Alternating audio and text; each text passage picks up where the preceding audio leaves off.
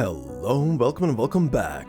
This is Jacob and today we are going to be continuing the Let's Play for Reverse 1999.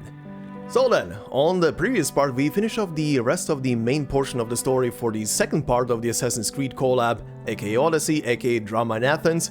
So today, as I'm recording this a day before apparently the re-release of Route 77 into the game, we're gonna be checking out one of the anecdotes that I wanted to check out for quite a while. And as you can definitely see by the title and who's in the middle, we're gonna be doing the one for Diggers. Diggers 37, and I can't remember who else, I think it was X, have been on my list for quite a while to check out their anecdotes. Diggers probably the most because of the whole thing for Manus that surrounds him, so I'm kinda curious what's gonna be in this thing. You guys back in the day have also recommended me to check out this anecdote when I'm done with both this anecdote and the 37 one when I'm done with chapter 7 essentially. And good God, it has been how long? When was that? Like 8 months ago, 9 months ago at this point? When did I beat chapter 7? In December last year? I think it's been a while. I think it has been a while.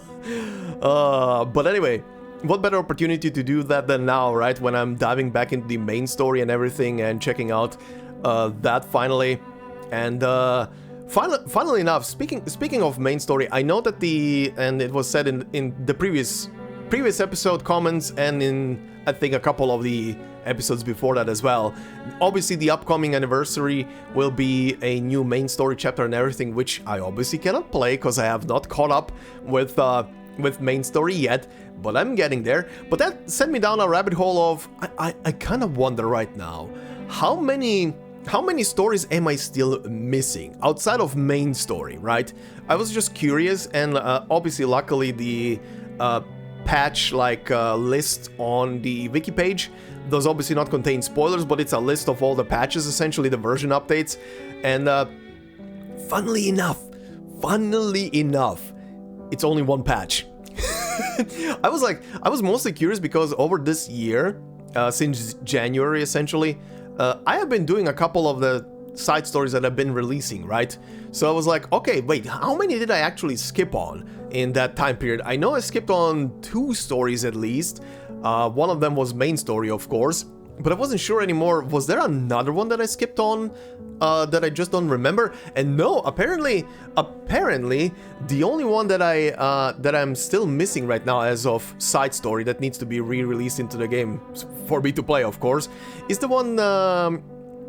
What was the patch again? I think it was 2.4 or something. The one that came with Barcarola, essentially. That patch. That is the only side story outside of Route 77 that I'm missing. I'm actually caught up with everything else, if you can believe it. I'm actually caught up with all the other side story stuff. Route 77 is next. Obviously gonna, like I said at the beginning, gonna be releasing a day after I'm done recording this episode. And then while I guess the anniversary patch is gonna be going and, you know, you guys are gonna enjoy the new main story, I'm gonna go finally through chapter 8, slowly. It's almost time. It is almost time. But yeah, that's gonna be fun. And after that, I guess the only thing I need to wait for is the 2.4 patch. And then I can jump into chapter 9. And after that I can just jump into, I guess, the next main story chapter immediately? That's wild. That's kind of wild.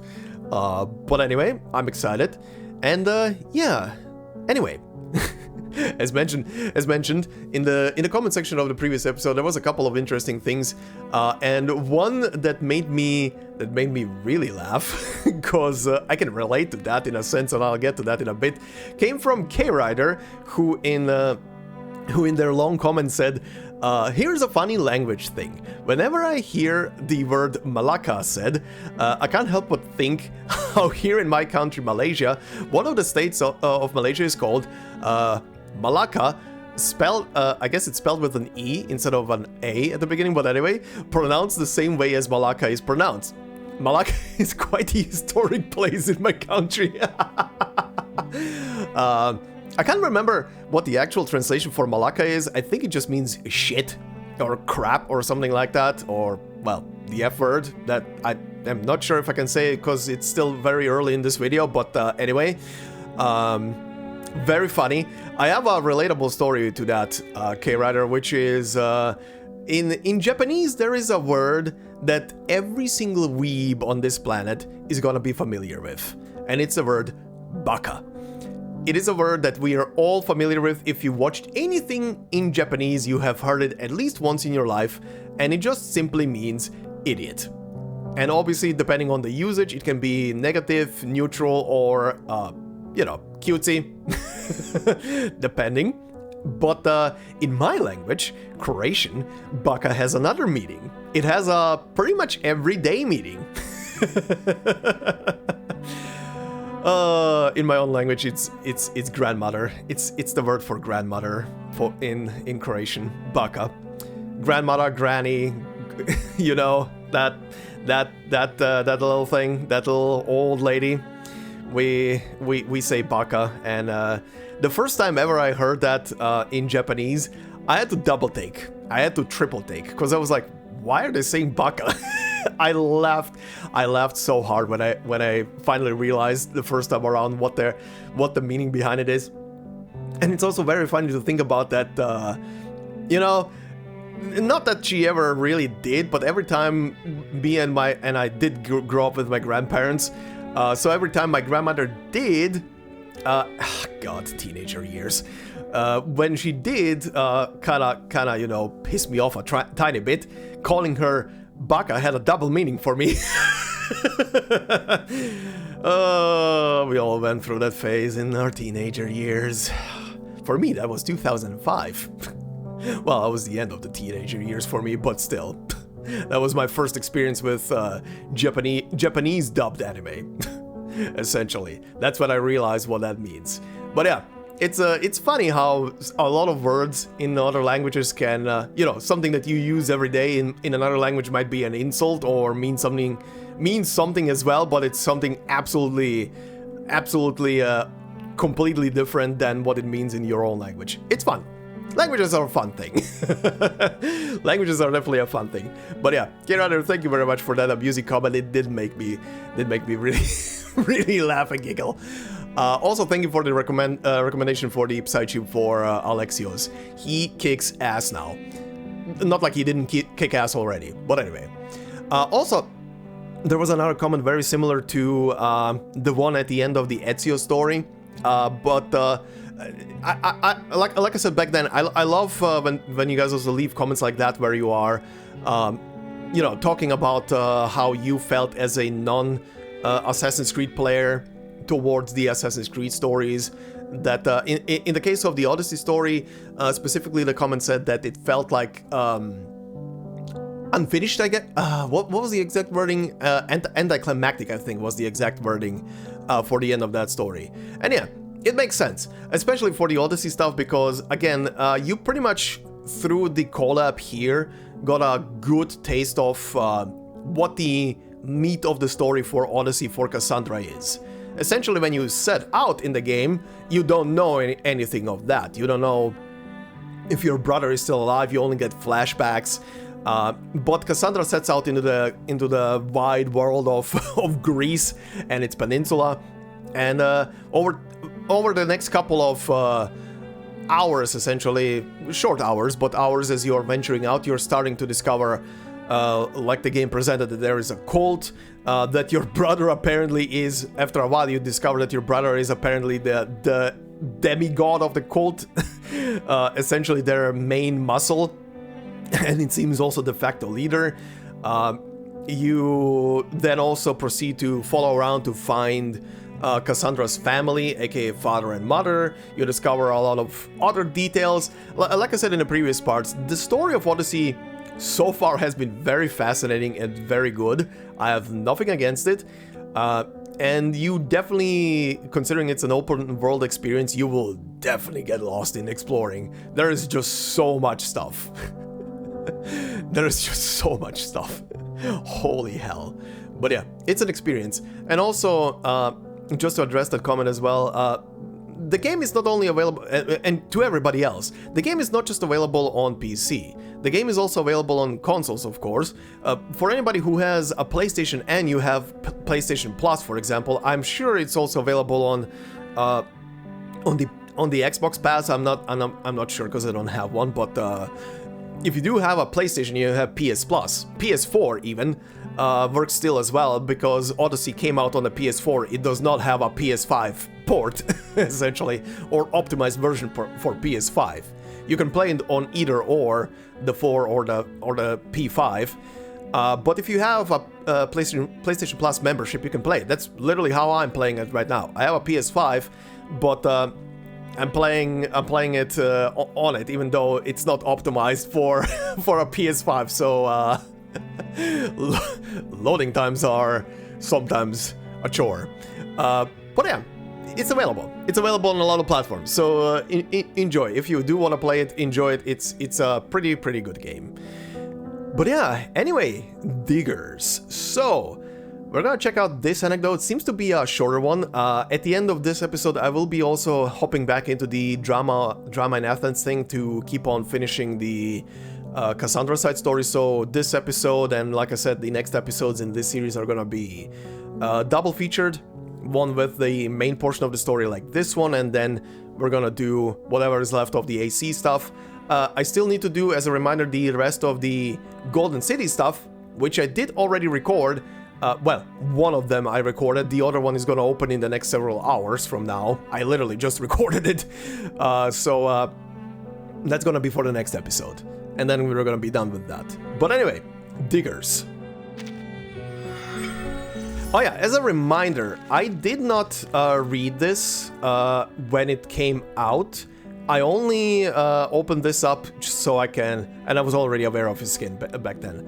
But I only opened this up for the rewards. So I have no idea what's gonna be in this story. But London's Calling, huh? That's already very interesting. Also, I did consider doing 37 her anecdote today instead of Diggers's anecdote, but after I'm done recording this, editing and rendering it out on the same day, I'm gonna keep on doing the voiceover and voice acting stuff for the Arcanist's current side story, and I kind of needed a character that is that has a almost normal cadence to their voice, so I can, chill.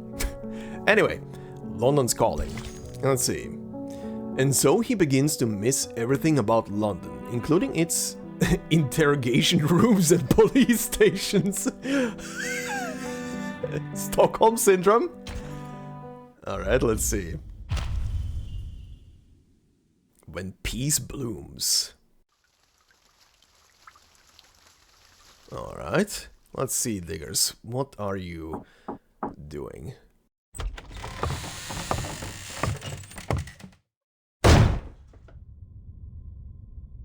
I'm guessing an interrogation room in London?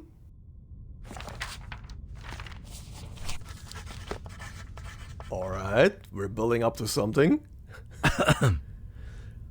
Certainly, sir. We will fully respect your rights, but we expect you to give us a truthful account of these events. Yesterday afternoon, there was a disturbance on the Champs-Élysées. I hope that's how you say it. Witness reports seeing soap bubbles before they lost consciousness.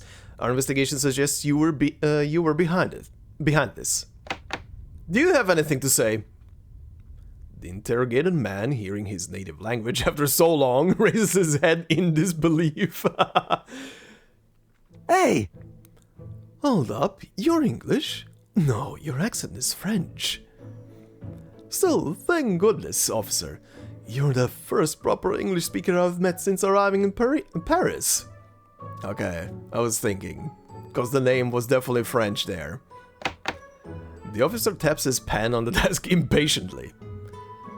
No passport, no record of entry, and no one to vouch for you. So, what exactly are you doing in France? Did you come just to stir up this trouble? Stir up trouble? No, it wasn't meant to be trouble, officer. How come? I saw it. The people needed a celebration. They were gathered together, surrounded by this low-pressure atmosphere.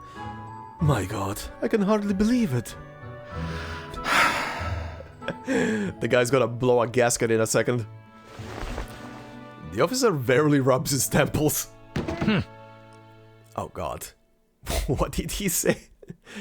I'm not reading the French. Thank you for the English translation below it. What did he say? Another officer chimes in. Muddled words, garbled speech in a language incomprehensible to him. It forms a cluttered mess in Digger's ears. It's like I'm talking to a brick wall.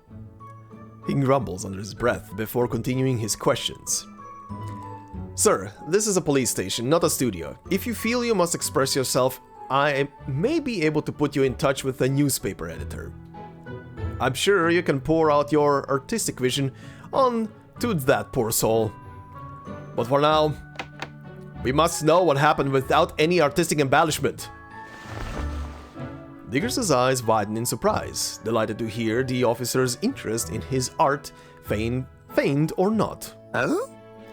Do you really mean it? You'd be willing to help me get in touch with an editor to spread my ideas? What a generous offer.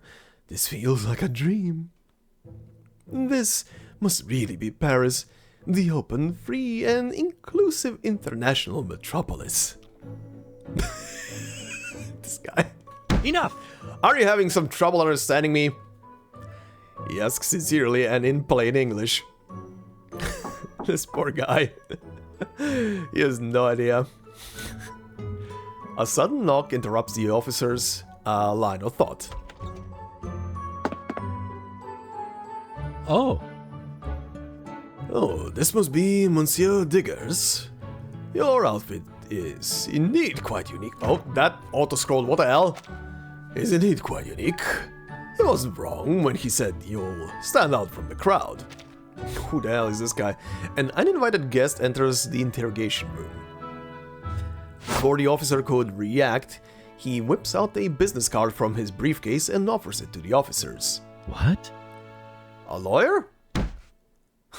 Oh no, more French. Okay, yeah, thanks. So what? I'm not going to let some lawyers disrupt our interrogation. His colleague, however, takes a calmer tone. Oh, hold on. Are you here at the request of that gentleman? Yes, sir. If I'm not mistaken, you should have been notified. The officer's frown relaxes and they continue their conversation in French. Diggers looks on in confusion at the scene unfolding before him. A lawyer? Whoa, where did a lawyer come from? What is this? Some kind of humanitarian service? He mutters to himself, as remains completely ignored by the others in the room. Diggers falls unusually silent, straining to find a hint of what is going on in their unfamiliar language, until he catches a single word. Manus Vindicte? Wait, why was the sound effect only on that? I thought something else is gonna play. Anyway, meanwhile, the conversation between the lawyer and the officers nears its conclusion. I appreciate your understanding. Good day. The lawyer tips his hat to the officers. They're in cahoots with Manus? Then he escorts Diggers out from the police station. Oh, damn. They must have... Manus must have this police station wrapped under their finger, huh? Or at least some officers in here? If they got Diggers out so quick. Hello. Congratulations, Mr. Diggers. You are free once more. Without the help of a lawyer, you may have faced a troublesome situation. Oh, yeah. Thank you so much for your help. But I don't have any money for you. The lawyer stares at him in surprise, then suddenly bursts into uncontrollable laughter. Monsieur, I believe you've misunderstood. The matter of money isn't of such great importance to some people. My client is is one of those people. He'll discuss the details with you personally. Now isn't the time for that. Are you ready? Oh, the purple shit again. He crushes a small object, some kind of arcanum... some kind of arcanum item, and scatters it in the air. A wave of dizziness hits first, then everything around them begins to distort. Oh no.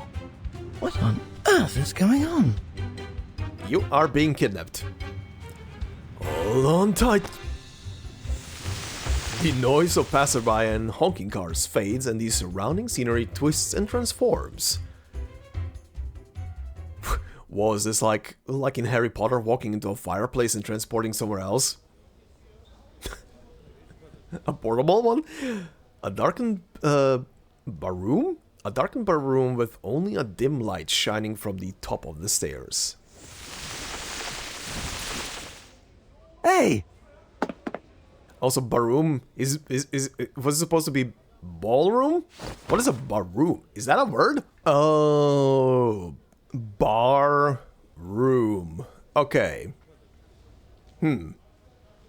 Again, I'm familiar with those words, but I don't think I've ever saw them spelled out that way or combined. I know the word bar being used, but specifically bar room. Okay, I think that's the first time that I've encountered. Anyway, doesn't matter. The client is waiting for you, sir. Through that door. You'll see him. Oh, is it gonna be our dear piano player? You're not going to introduce me.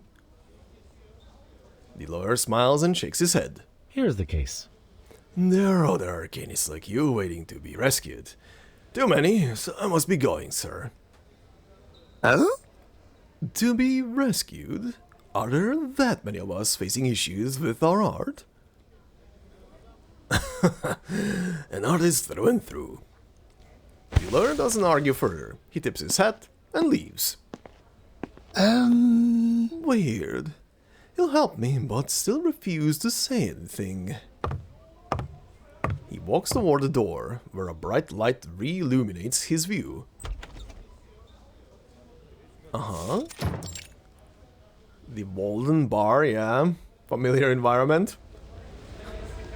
There are many patrons, but those present are chatting quietly, occasionally letting out soft laughter, their language immediately familiar. Hey! English! These signs, the menus, decorations... Am I in England?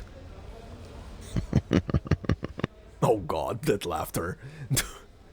That laughter. Yep, hi.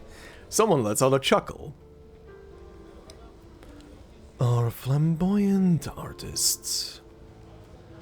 The culprit of the chaos on Carnaby Street. The summoner of those reflective soap bubbles. You must be diggers. Exactly. Yes, an artist. You're absolutely right. It's great to meet someone who shares my passion. Diggers' eyes light up. Uh-oh. As for Carnaby Street, that was a novel attempt to bring pop art into reality, though the outcome wasn't quite what I planned. Clearly, your art failed. The inevitable fate of the projects of a narrow-minded egotist. What? Egotist? The sudden accusation leaves him startled. Is that so hard to accept? Peace and love, man. Forget me not saying peace and love. The simple fact is undeniable. People don't appreciate your art.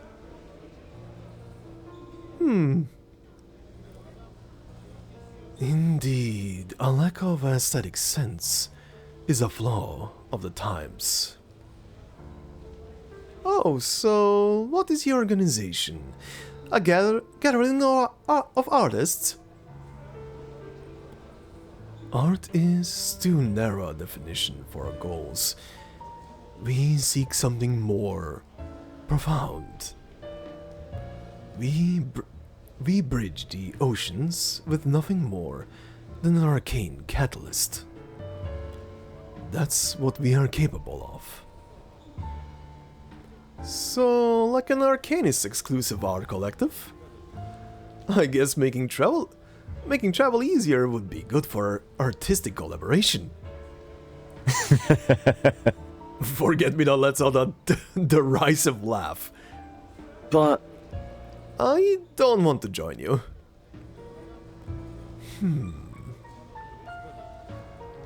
I've heard of you back in London. A bunch of renegades. I do like your name though. Manus Vindicte. It sounds cool. But I think my art style stands out better alone.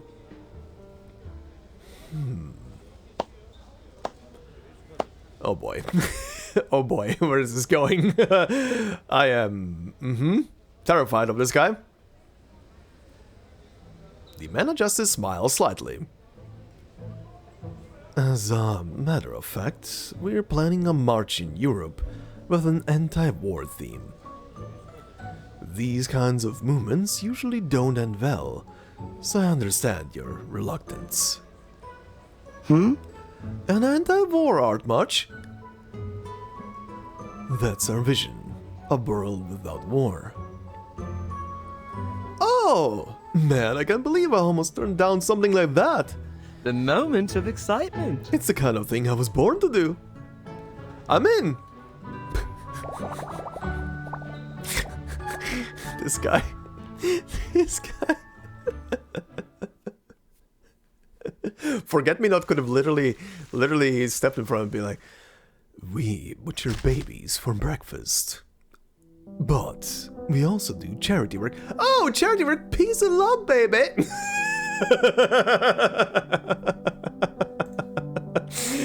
Oh, God diggers, why? Okay, well, let's see. From abroad, innumerable novelties, dangerous or not, all from across the sea. Oh God, is this actually gonna lead to him, this anecdote, to him also getting to the island? Because that would be hilarious, him getting bombarded by math. I agree. If he knew what the future held, he would never have said those words. Here we go. Here we go. Time to spiral down. Buddy, you have no idea what you signed on for. Oh, flashback. Sticky, foul-smelling mask. Painful imprisonment spell. Endless attempts. Oh, was he trying to run?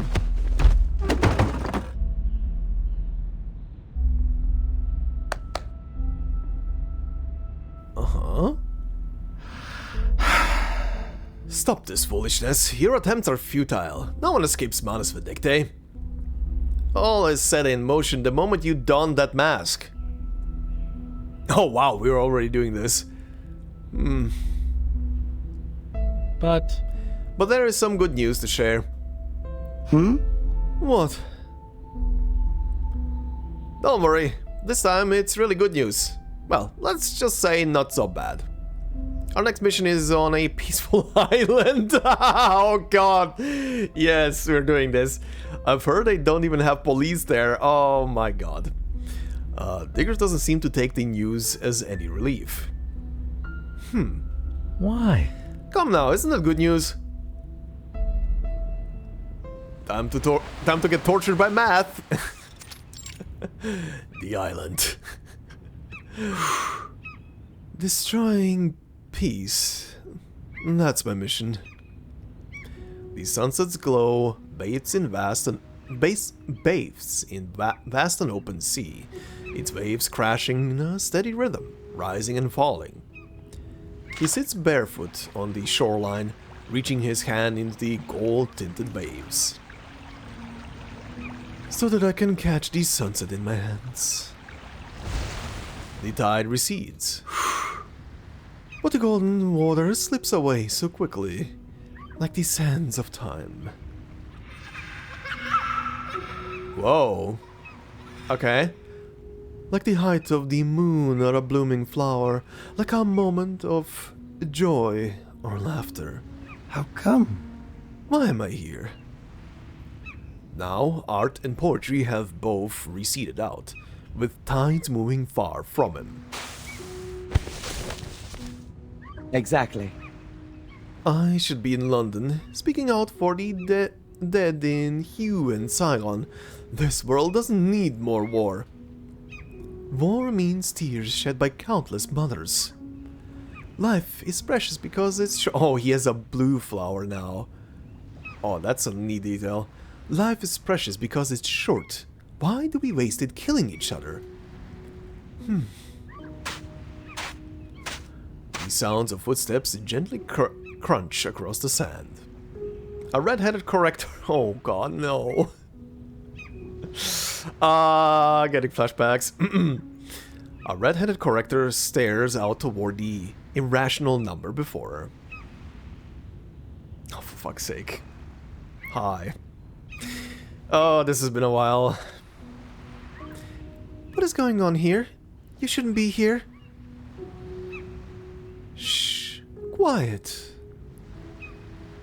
He watches the seagulls spacing the sand not far away.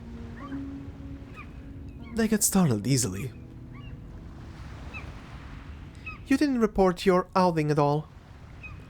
Several integers were forced to search. Oh, he was already on the island here. Right. I do remember them mentioning that they had some newcomers for a while already there when Vertin arrived. Several integers were forced to search all night for a missing irrational number. That's unacceptable. I wonder what his number is. A brief silence. Integers? Irrational numbers? Is that what you people call people? If I were to give up a sunset over these waves for your numbers, that would be an uncountable loss. The seagulls flap their wings and fly into the distance. But it's necessary. There needs to be an alignment to your overly chaotic soul. I don't get it. His incessant need to argue the point stirs up annoyance in the girl. The scripture says, You are an irrational number, a collection of disorder and chaos. You must accept the truth to approach the realm of rational numbers. How come? Why should people be expressed as numbers? Rational or not? How come 1 is thought, 2 is opinion, 3 is wisdom, and 4 is strength? Haven't you noticed? All your choices are confined within a tiny number. This is no fun. No branching paths, no sights along the way. Oh, she's taken aback by that, huh? Miss Sophia, you can't explain everything with maths.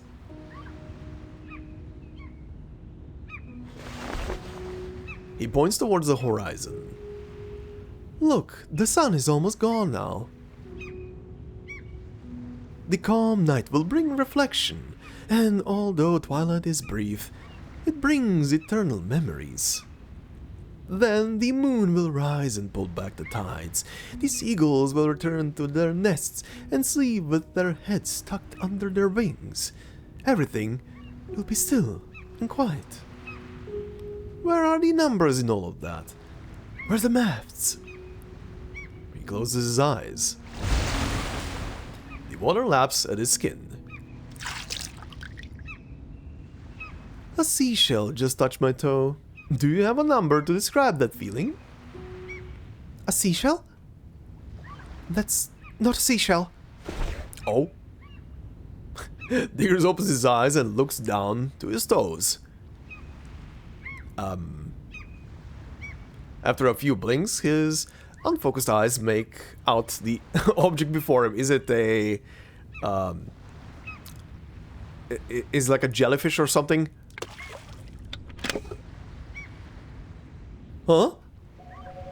A black Browning pistol. Oh god. Oh no! Bad civilization is here. How come? A gun? Why is there a gun here? Uh-oh. Is that where it ends? Yep, that's where it ends. Okay, this story will definitely overlap with the bombardment, won't it, huh? Let's see. Creative destruction. A form of art that is devoid of compassion.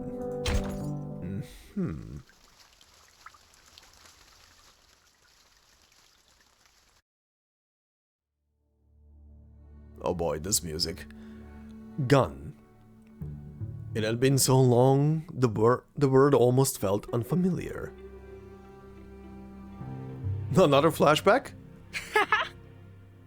Okay. The child forms a gun with his thumb and forefinger, then flicks the barrel upward to blow away imaginary smoke. Sophia, why are you standing up? I shot you, you're dead! Unable to get a response, the child stomps in frustration. Cheater! I'm never playing with you again! Sophia, huh? So this is her memory? I mean, yeah, the beginning then would make sense. It's been so long since she heard the word gun. It had been a thing fit only for a childhood game. Back when death was still too distant a concept for her to grasp. Oh boy. And now for the tense music. She silently tightens her grip on the ruler in her hand. The irrational number beside her is shouting, "Hey, hey, hey! Gun! Gun, gun, gun, gun!" From his reaction, it seems as if the gun hadn't just touched his toe, but instead fell from several stories above, hitting him on the head.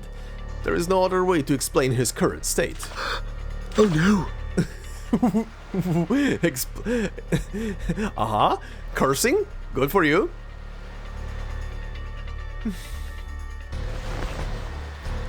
She loosens her grip on the ruler. Look at it! He takes a deep breath and crouches down next to the gun.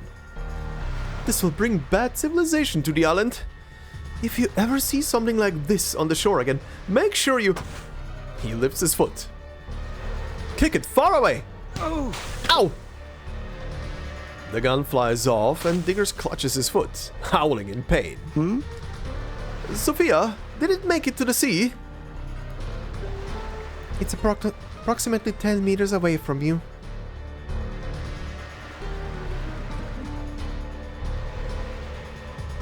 What? Let me Fine, I just need to throw it farther or, Move along. Take actions. destroy it. Ena eftegramot mima. Schematizete otan enosume dios semia. Alright then. A mysterious arcanum glow flickers on the surface of the sea as he looks at Sophia in disbelief. How come? Why? She doesn't offer an answer. Sorry. Don't you believe in peace and love? In order to protect the peace on the island, I cannot let you touch that gun. Oh, she hit him with that. Okay. He falls into the water with both mouth and nose filled by the salty wash of the sea. Alright. Oh, are you in the prison cell in the caves? A faint murmuring sound. His head must have been smashed in by that redhead. The man looks worried. I wanted to copy his math homework. Don't copy, too many mistakes.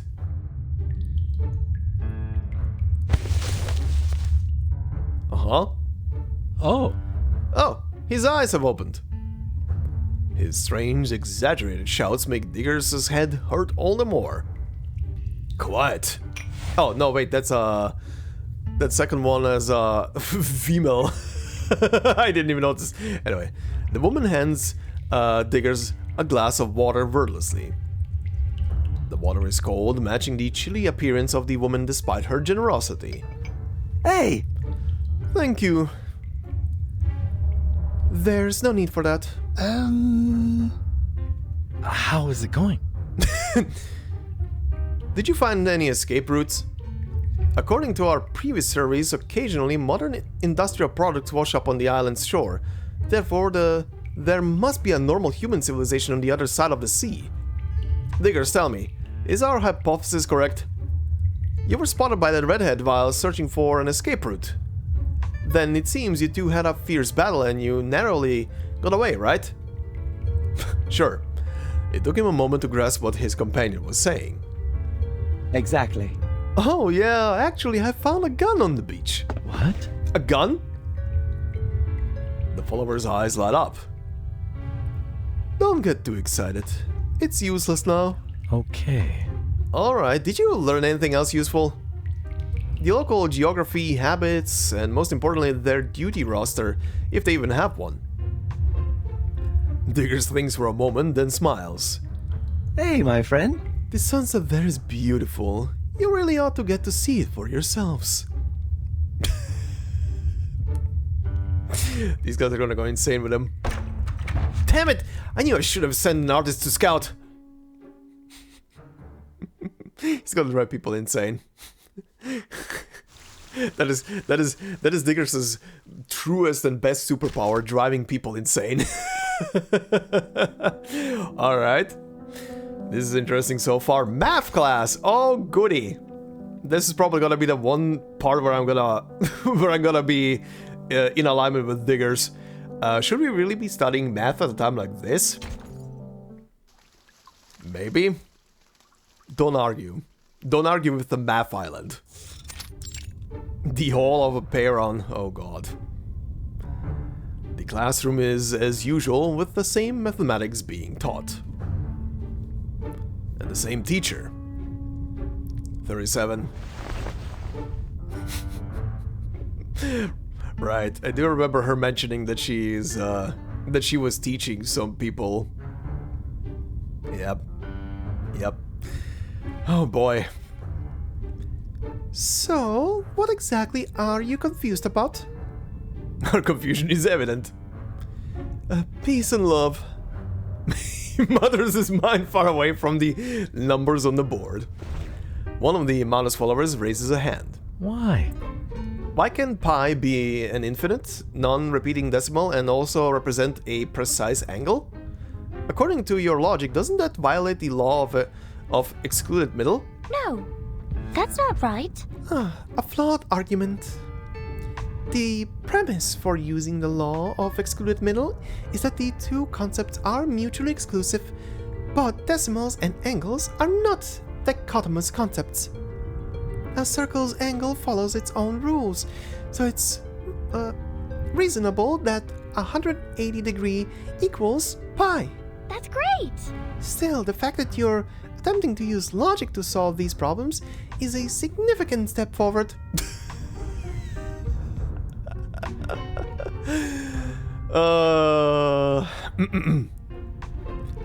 I don't understand.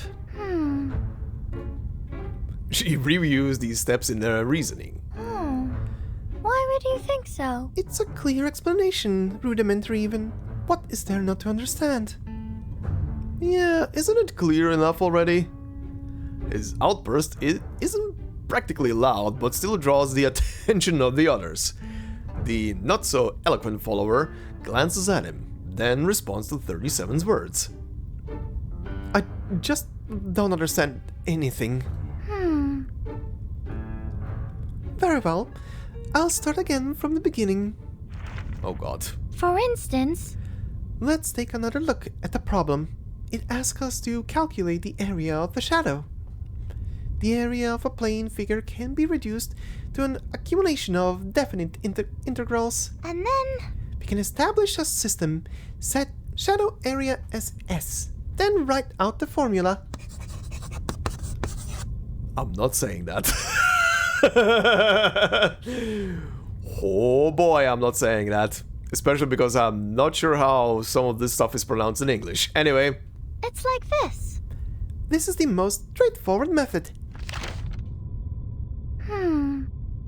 However, this solution does lose the elegance of geometry Even though, it's correct, I don't find it to be a good process. Process? He's so far away in his mind. Yes, people won't believe an answer without a good process. Just like how peace and love, without actions to live up to the words, is just an empty slogan. He admits it reluctantly. As for solving this problem... Uh-huh. What now? 37's demonstration is interrupted by someone approaching through the stone-lined halls.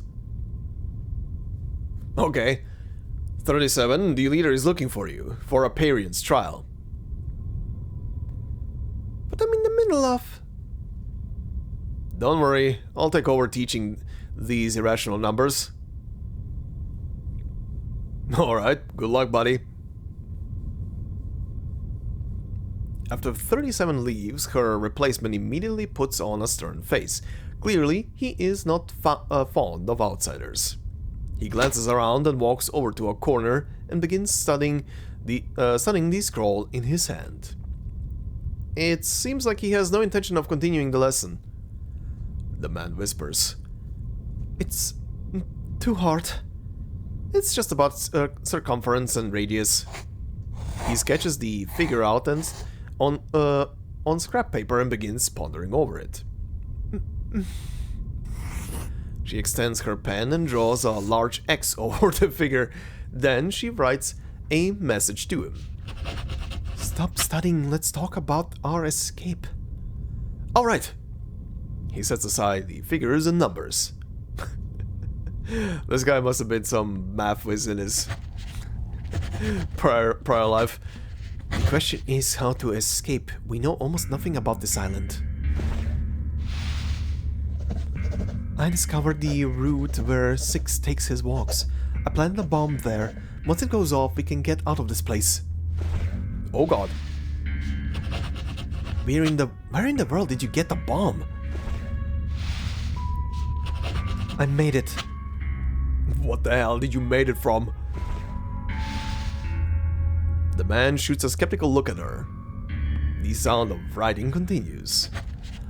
Look, all I'm saying is, you copy your homework from me and making a bomb is way harder than... This guy has a point. All I'm saying is you copy your homework from me and making a bomb is way harder than trigonometry. Or trigonometry? How do you say it in English? It just hasn't been triggered yet. The man shakes his head. The writing becomes more frantic. Instead of trusting in a bomb, here's a better idea. Let's jump the leader while he's out for a walk. Trust me, before joining Manus, that was basically my main source of income. Oh? Besides, fate is clearly on our side. How else can you explain what happened to me this morning? I found a Browning pistol on the beach. Oh. Oh, God. No. Quiet, you idiot. That Browning is... Huh? Browning? Uh-oh. The unbeliever who has been flipping through a scroll looks up in surprise. No, it's a type of dessert called a brownie. Oh god, this is not gonna work. The unbeliever approaches them and takes the scribbled note. Then a puzzled expression crosses his face. A bomb? Living in seclusion far from conflict, they have completely forgotten words associated with violence. Uh-oh. And what are you planning to do while our leader is out for his walk? I heard that. I heard that 6 is a number representing balance. So, he struggles to find something fitting to say about numbers, but his limited vocabulary fails him. So, we want to go for a walk with him. According to your theory, 6 symbolizes harmony, and we happen to need more peace in our lives. Still, maybe we should be concerned about the leader's mental health, too. People often walk to relieve stress. If someone is always walking around alone, it could be that there is something making them feel powerless. Like an artist trying to learn mathematics. Yep. The Allen believer gives him a knowing smile. Is that so? I'm curious, how have you discovered these insights into human nature without a proper mathematical foundation? Your spirit of exploration is commendable, but without the guidance of truth, all exploration is fruitlessly cyclical. In order to help you better bask in the light of truth, I believe we must extend today's math lesson. Oh, good, more math. Enjoy. Enjoy that. A damp, dark cell. If he's a number, he's definitely a really annoying one. I never want to study math again. Me neither. My head hurts. I think the dream bubble isn't the solution to our problems. It might just be a fleeting fantasy. But if we don't use the dream bubble, how can we show everyone that beautiful world? I don't know what to do. His musings catch the attention of his companions. What are you talking about now? Come up with any creative ideas for escaping this place. He realizes something. Perhaps peace and love would never convince these people. After all, that has never been the creed of Manus Vindicte.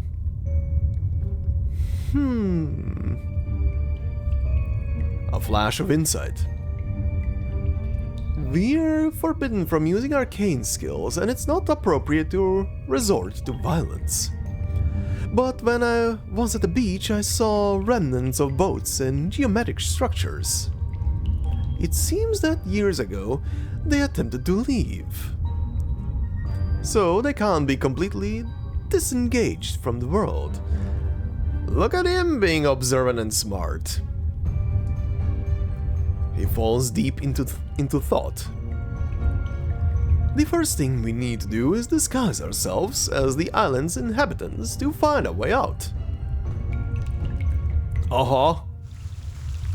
Time to don the Greek robes. Alright, interesting. So yeah, this story is gonna be just their escape, I guess, from the island then. Huh. Oh boy, time to relive the plans to scram. Perfection is his goal, but it remains just that, a goal.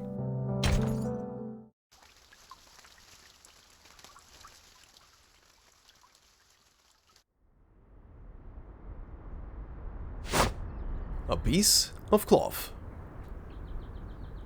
Plain, simple, and smooth. You sure this won't fall right off if we wrap it around ourselves? The followers struggle to arrange the cloth into something resembling a robe. Oh god, that's what they're doing.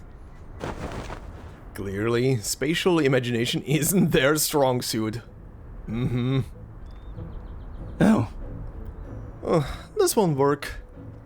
Anyway, their style of dress involves careful finding and folding and binding, not just wrapping like this. I mean, everything around them is very mathematical. Do you think their robes are arranged by just chance? The artist's aesthetic sense kicks in, and with a little work, they begin to look more like numbers. What a hassle. The followers grumble. So, we need to embrace truth to achieve the soul's, Oh my, I never thought I'd find my own language so difficult. You're doing well, but you missed a part. Avoid letting our souls become excessive. Ensure that the soul does not indulge in excess. She stammers through the sentence. Ensure that our souls do not indulge in excess. all right. Excellent. Now say it again. The not-so-eloquent follower takes a deep breath. Ensure that our souls do not indulge in excess. Very good. Now, our next item is... Seeing the next item on the list, the artist frowns. Oh no. Study math? Is this a joke, my friend? Who wrote this? Undercover agents are often exposed due to small oversights. As painful as it is, we have to admit that understanding math will be a necessity here. I admire your courage. Oh, God. Also, how are you guys, undercover agents? I mean, to be fair, they did let Arcana in as well, so... I have no room to argue that. I was like, how are you undercover agents with those masks on? Right, they also let Arcana in, so who cares, right? I admire your courage. Explaining the beauty of mathematics to an irrational number is a challenging task in itself. But especially under these circumstances, with the emanation approaching... It's not necessary. You shouldn't waste your energy on such trivial matters. 37 turns her face away. I think... Oh, it's not that they fail to understand the math, they just haven't yet freed themselves from the trivialities of the world of phenomena. Essentially... Like the golden spiral, that artist may not know its formula or essence, but that doesn't stop them from using it. I believe he's learned something from the classes. Hopefully, it brings him closer to the truth. Uh-huh. Sure it does. Either the truth or seagulls. Seagulls beyond continuing counting swoop down over the shore. Are we supposed to stroll here like their leader does? What's the point of this? Oh. Oh. He seems a bit disheartened. I just thought you might appreciate a sunset. Good God. Sometimes I feel like we need a translator for your brain. He turns to his bewildered companion. Did you understand what he's going on about? He's an artist. But this path, it feels familiar. I've been here before. Exactly. Yeah, everyone should come here to see the sunset. No, I mean, I have a more important task. Task? You received orders? No, one of my own ideas. She points to one side of the beach. I buried the bomb over there. The bomb? Because that's where their leader is likely to walk. Killing their leader would solve our problem at the root. Wouldn't it? Oh no. Oh, thanks. You actually voiced that. Can you still find a bomb? In this tense atmosphere, any incident, large or small, could ignite a war. Easier said than done. She raises her hand, pointing to the sand stretching out far beyond sight. All of it indistinguishable. It's somewhere out there.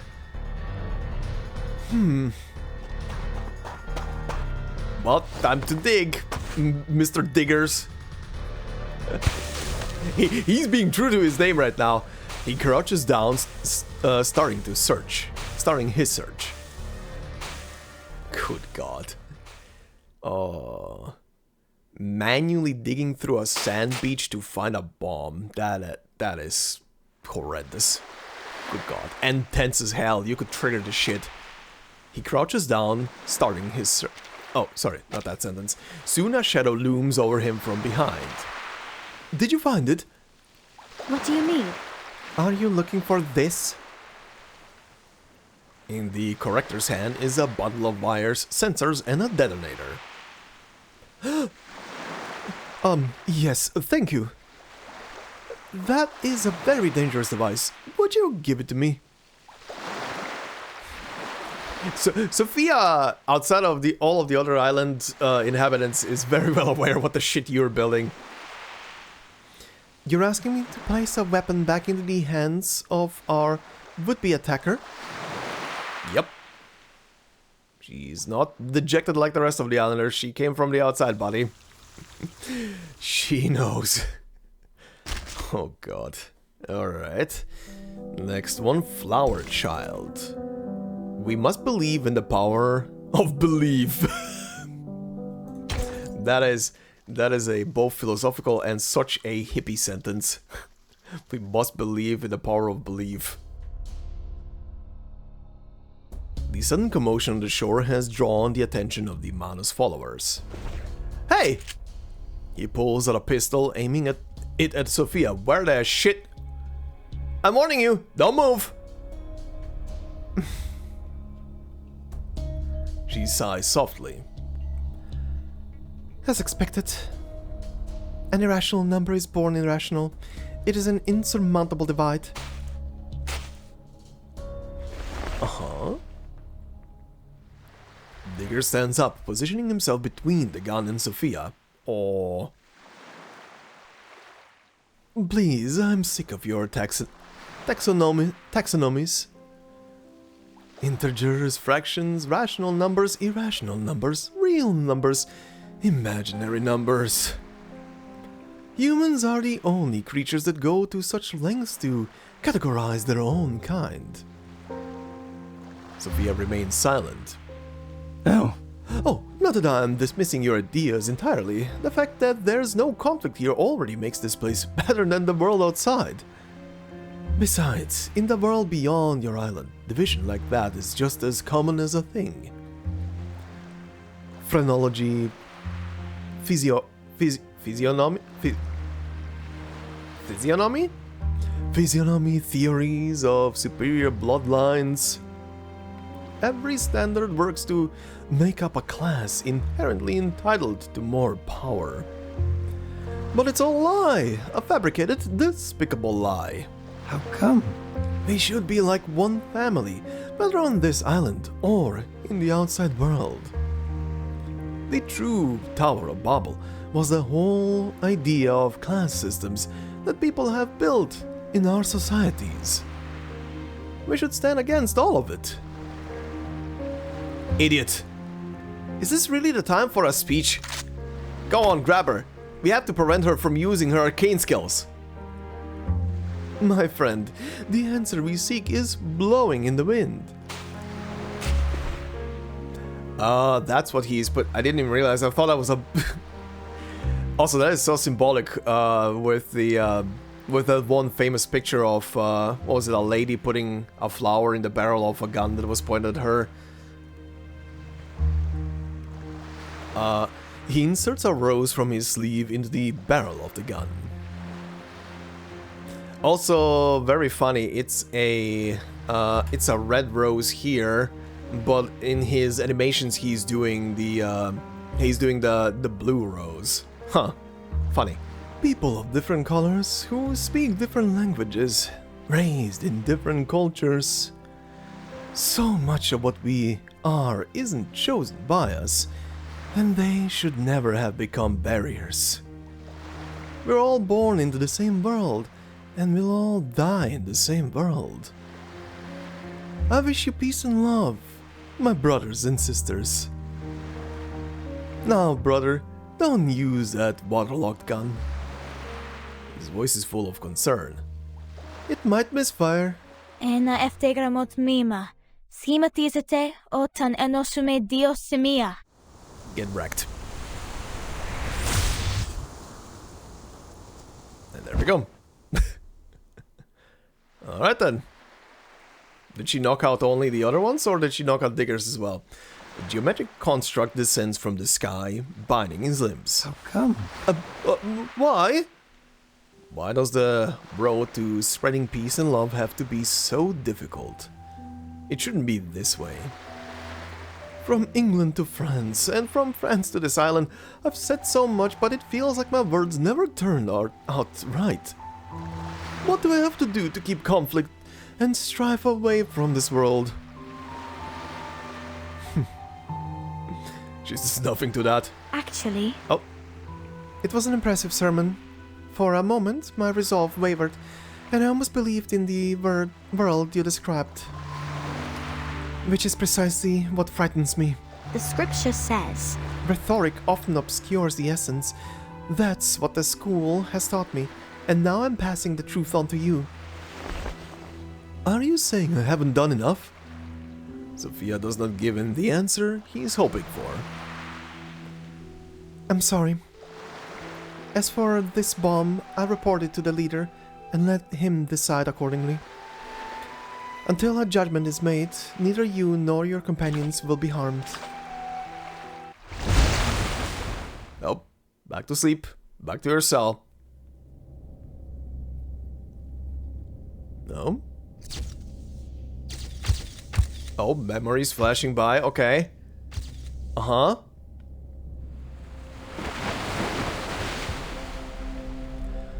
Under the influence of an arcane skill, he gradually loses consciousness. The light before his eyes flickers and changes, and scenes flash by. It is as if he were drowning in a spiritual current, as the last rays of the sunset fade away on the silent shore. Breaking news today! Alright. US faces conscription crisis. Medical correction conscription plan may be implemented. Are today's newspapers editors feeling nostalgic? Uh-huh. Oh, this is a memory. Regent Street? Question mark? Hey! Wait, this is Regent Street. I'm back again. But... But I'm supposed to be on the island? Oh no. Is this a side effect of their arcane skill? A dream? Memories? Or am I dead? What? Dead? A familiar voice. He turns to the source of it. Oh. Oh, Mr. Leonard, are you on parole now? The voice belongs to Leonard Evans, a notorious charity scammer who is supposed to be serving time in prison.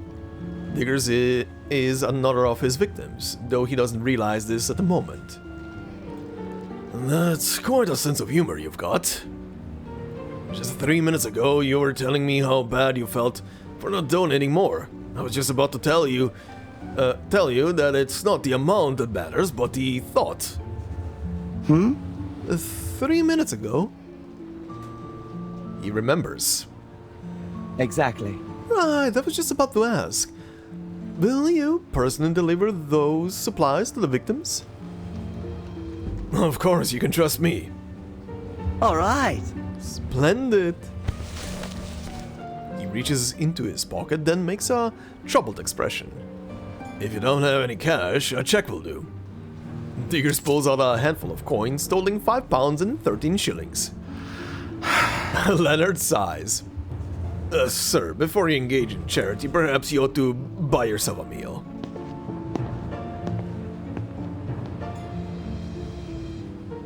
Wait, Leonard, is there nothing else I can do?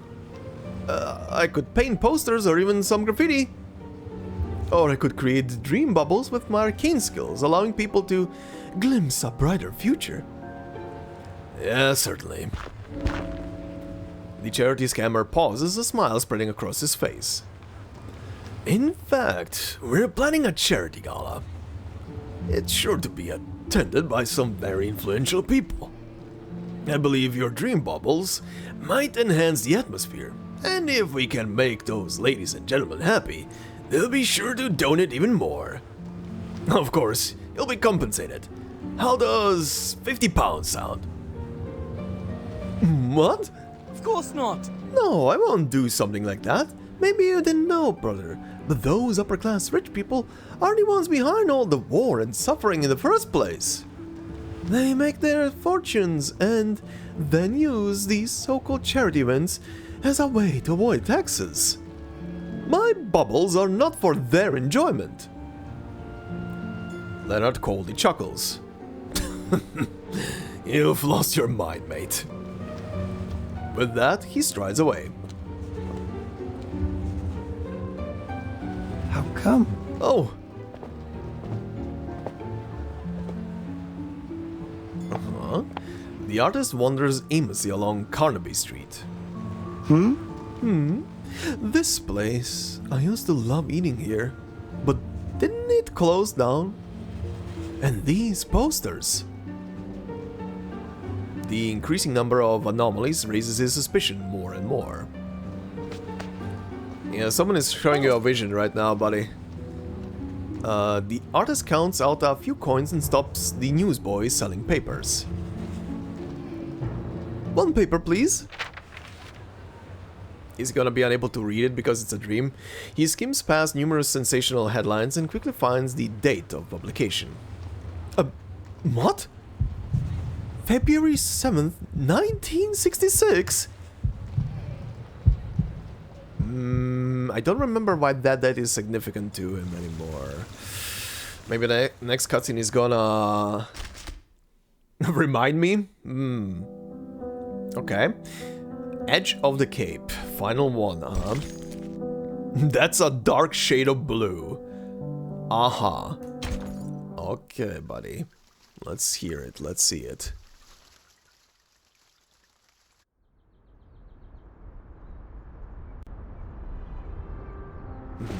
Oh yeah, just quickly as a side note, because I think I forgot to mention it at the beginning of this video. Considering I obviously have Diggers for a long while at this point. I do have him at 100% trust, so once we're done with this, we're gonna also check his voice lines and the story that is attached to him as well. Anyway, night falls and Digger sits on a bench by the river, holding a cheap takeout box. He stuffs his mouth with food.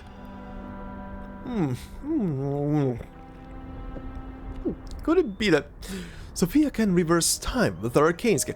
Oh, that's why he reacted to the date, because it was, right, for him back in time, right? Okay. Or is this just a big illusion that I've conjured up? Doggy? Oh god, they're back. They're back. Hey! Oh, a puppy. The puppy's wet eyes are fixed on the meat on his fork. Go on, eat up. The quiet night, the evening star twinkles above the dark purple horizon. I guess it doesn't really matter how I'm back here. No strange languages, no strange doctrines. So, for now, I'll continue spreading my art, speaking out for those who pursue peace and love. But... He falls silent and an unusual occurrence.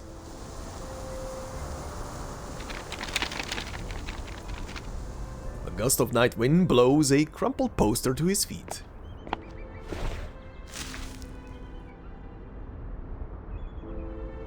A grand art gathering coming soon to Carnaby Street.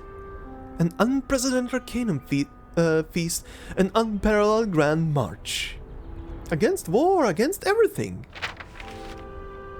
The exaggerated slogans speak his interest. Exactly. Oh, I need to do more. People trust actions more than words. This is where I'm needed.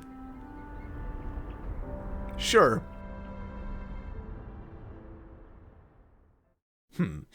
This is what he excels at. There is no need for preparation. It all flows naturally and seamlessly.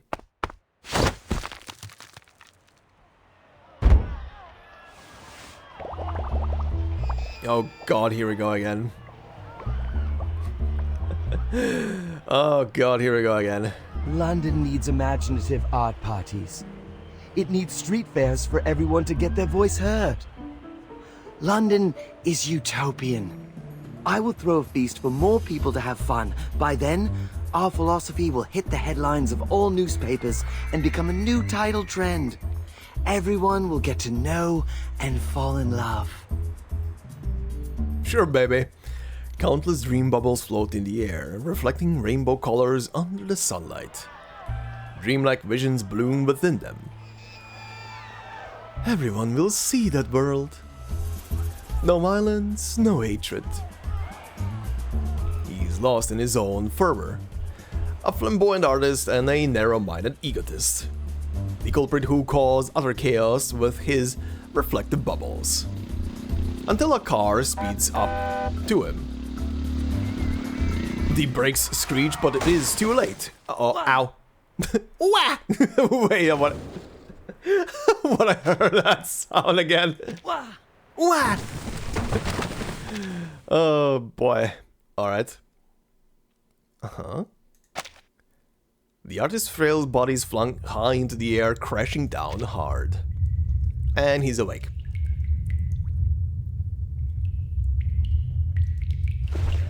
The panicked scream echoes off the cavern walls. He sits up abruptly, wiping the cold sweat from his forehead with trembling hands. It was just a dream. I even came up with the newspaper headline. The greatness of art. Pioneer artist dies for peace and love. Or maybe should read Chaos Instigator dies, peace restored to London. If I'm lucky, they might even include some of my ideas. Sometimes he envies the famous. All they have to do is speak, and their thoughts are spread far and wide by their followers.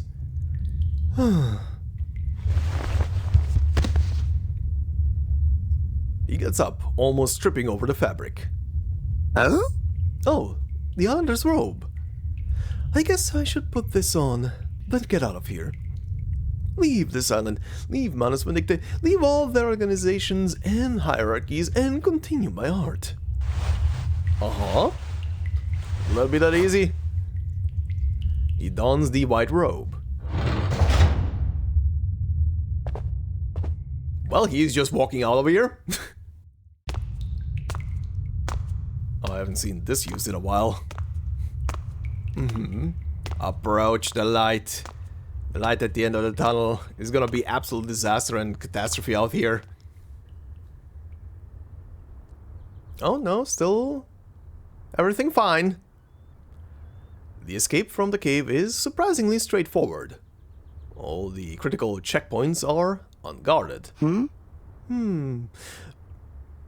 Oh yeah, he's back in his normal robe, but he's missing a headband. That looks wild.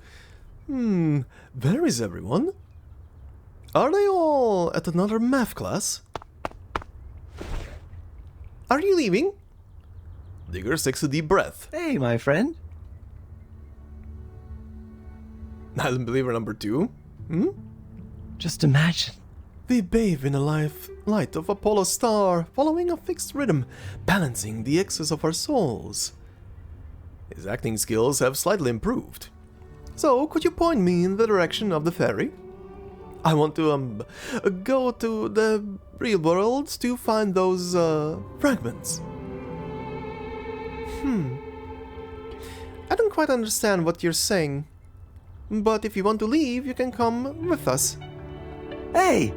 Wonderful. You must be a very generous number.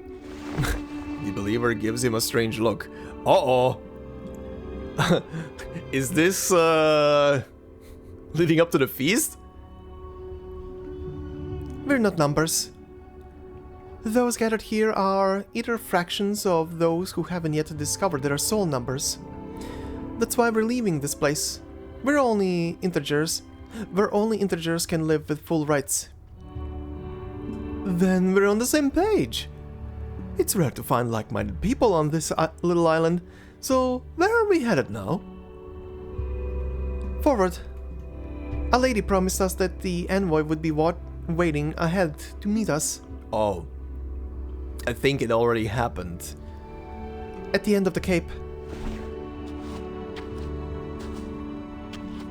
Hey! Take me with you, please, take me with you. I think the thing already happened. Right? Freedom! I believe that art isn't dead yet. Considering they said an envoy will be picking them up. Is this where it ends? Oh, this is where it ends? That is brutal. That is kind of brutal, I'm not gonna lie. What the hell? Okay. Huh. I mean, the ending there left it to a bit to interpretation, but it kind of feels like that was like post the whole, well, part of them being literally wiped out by the storm thing, right? I don't know. Maybe one of you can fill me in on this. What people believe where this ended on, because it definitely feels like it ended there, and I guess Manus is picking them up from here, and they're gonna go with Manus. Interesting. Okay, first off, before we go to his file and everything, a record. The Grand Parade. Mom, look at the huge bubble I blew. Mom? Why are you floating away from me? A bubble-blowing child, oh god. Was it probably him? Parties are a scam, tributes to rampant alcoholism and complete nightmare for cleaners. Oh my god, who threw up on the stereos again? A party venue cleaner.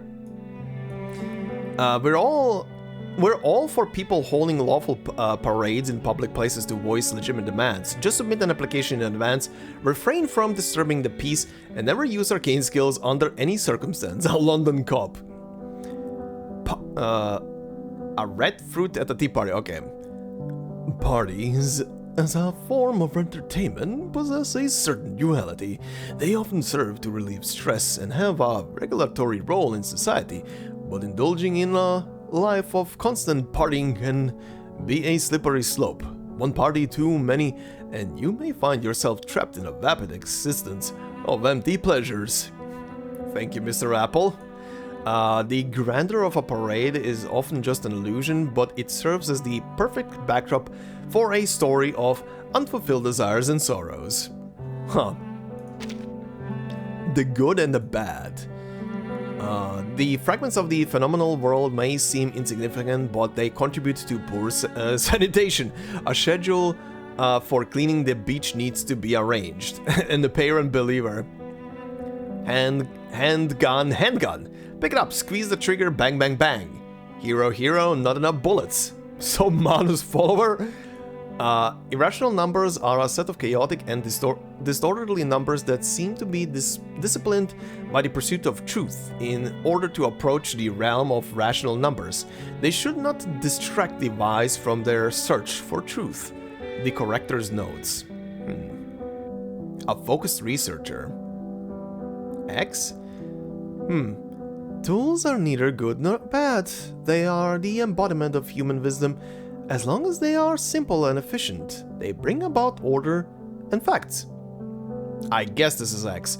Old rules of the Isle, modern inventions from the continent. It doesn't matter which is good or bad. All that matters is peace and love, my friend. Huh. Love, peace, and mathematics. Oh god. I've lost count of how many times I've told Mom, I hate math, all I want is to learn how to paint or play the piano, to be an artist, but she insisted I finish today's calculus homework before anything else, a 6th grader. I don't really get science and wrenches and what have you, but I do believe we should celebrate the beauty of peace and love. Sir, how would you like to buy a nice bouquet? A florist. Isn't math just brilliant? It allows us to build enormous jet rockets and launch them into the sky, into the vastness of the universe. Bang, zoom, whoosh. An aspiring young astronaut. A steadfast scout? Okay, eagle? I think that giving it your all is the very best you can do, so please don't give up too easily. Nice and encouraging. In most cases, what lies at the core is nothing but a meaningless phrase, incapable of convincing anyone, but with mathematics, it's a different story. Alright, the Manifesto of Babel. Be it the Tower of Babel or the Leaning Tower of Pisa, towers are the product of our hard work, built one bucket of soil and one beam at a time. And no one can argue otherwise. A construction worker. Rules are essential, everyone should follow the rules, yes. What? I can't smoke here? Well, I don't see no sign or anything. An acclaimed educator. Hi there, take a flyer, please. Huh? No, I don't know what's written on it, and I'm only paid 5 cents a day, so you can... So, you want a flyer or not? A part-time flyer distributor. An energetic girl? You should do whatever you want, even if it's just running down the street. If you want to do it, just do it. Okay, this one I'm drawing a blank on. An energetic girl? I mean... Isn't there like a couple who could fall into this category? Anyway, we must not succumb to mediocrity, ambiguity, or the false belief in rigid rules and regulations. We must fight against all of these things. Final part. Art never dies. What is art? Art is the expression of ideas. Art is the party everyone can join. United, we must rise up and take over public squares, streets, and even police stations. A street artist. How can we elucidate the world of art to the masses? The answer is simple. It's impossible. Art daily. Art? Listen, kid. Before you worry about that, make sure you fill your empty stomach.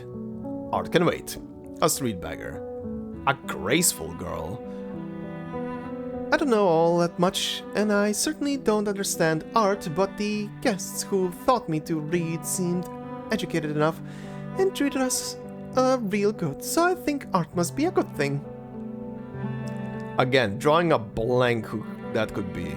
To art, for art, and in the name of art. Huh, funny. Only these last two I'm kinda drawing a blank on who these two could be. An energetic girl and a graceful girl. Alright. Anyway, this was a fascinating little anecdote, and again, it filled in the little, I guess, blank, cause yeah, chapter 7 did kinda...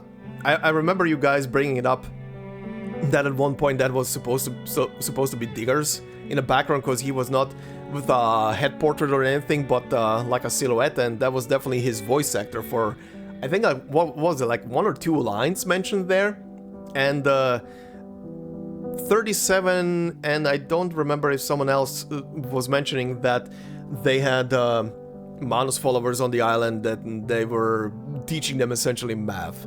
But yeah, this was fascinating to see. And yeah, I guess it ends with him hopping on board with Manus completely. I guess if the person mentioned who is picking them up there at the end is actually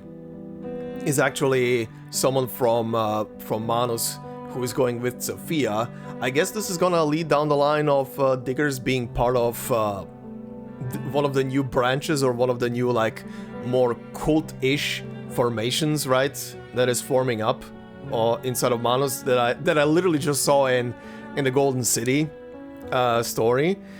Interesting, very interesting. But first, let's go and check out his full file and voice file as well. Alright, buddy, let's see. Diggers, an Arcanist's work exhibited in the 1960s for 20 years. Completed in winter of February 15th, exhibited in Greater London, United Kingdom of Great Britain, and Northern Ireland. Huh. Okay, so he's 20 years old, huh? Medium size. Afflatus, flexible building blocks, plant art, promotion, fragrance, citrus, aromatic, lime, pepper, pine, lavender. Alright. Okay, let's hear you talk. Ladies and gentlemen, before you stands the great artist to be, the voice of peace, the adversary of banality and violence. I give you Diggers. Diggers. This guy. Oh no. My art in Hyde Park is going to be nothing but splashes of paint. In the sky with diamonds, on the grass in green garments. I would lie in the grass, among the dew, listening to the kids running around and playing. Some of the people would be singing, and some playing guitar. Just enjoying life. Simply looking, no touching. If you do this, you will... Phew, good.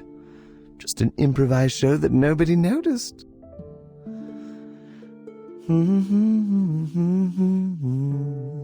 Oh, that's What when do you want to hear? We've got plenty of time together. That's the message you get when you get into the menu, right? We should be anti-morning, anti-sleep deprivation, anti-clocks, anti-morning alarm. This is vandalism of art. And its artists.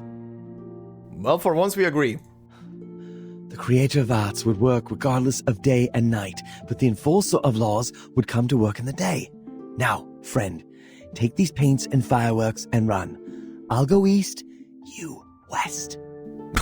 All right. Hello, my old friend Darkness. At night, ideas and words would grow from the silent streets, blown by the wind from one person to another. Faces of the young wander far into the night, and I walk among them. Okay, I need to ask, were they too afraid to make him say, "Hello, darkness, my old friend"? Because potential, copyright infringement?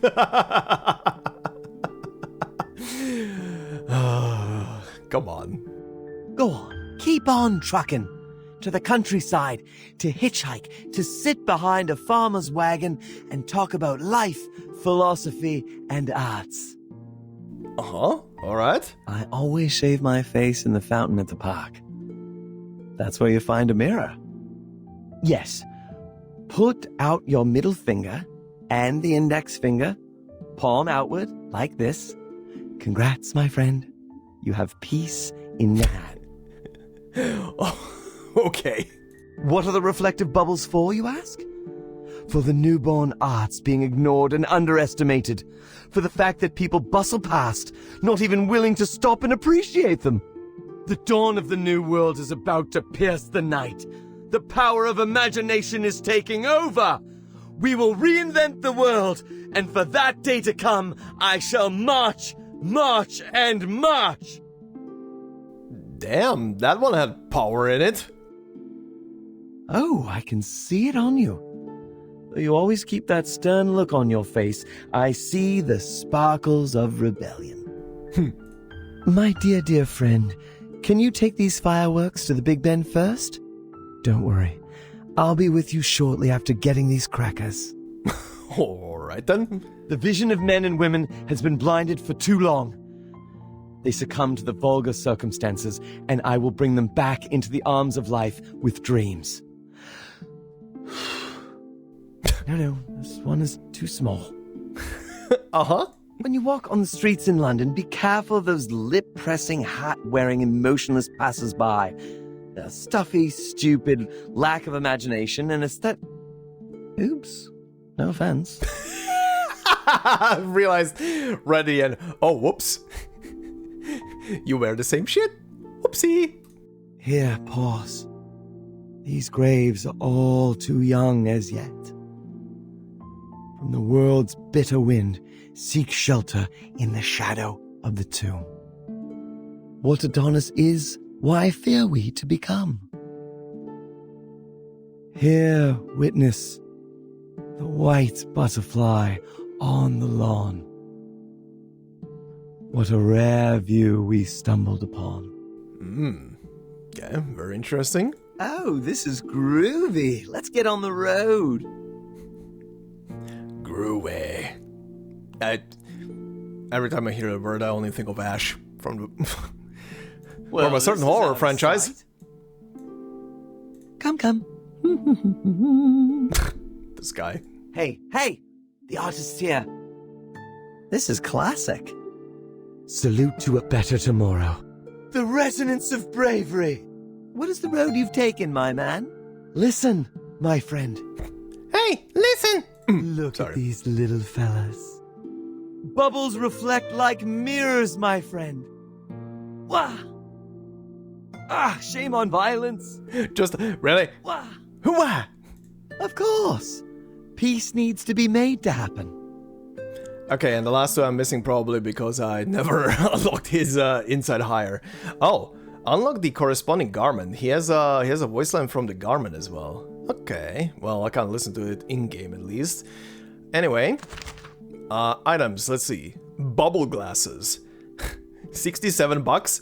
A self-made glasses which symbolize the owner's wish for a better future. The big and small rings are like the people holding hands. It could be you or me, my friend. Given the unusual design and the meaning behind it, this pair of glasses always catches people's attention before its owner does. I mean, yeah, it would. Spring of Inspiration. 118 of the premium currency? Really? A variety of containers for bubble solutions of all colors. Since the interviewee insists, we will just call them the Spring of Inspiration from the Great Muse. Okay. The Path of Ideas, and this one is invaluable.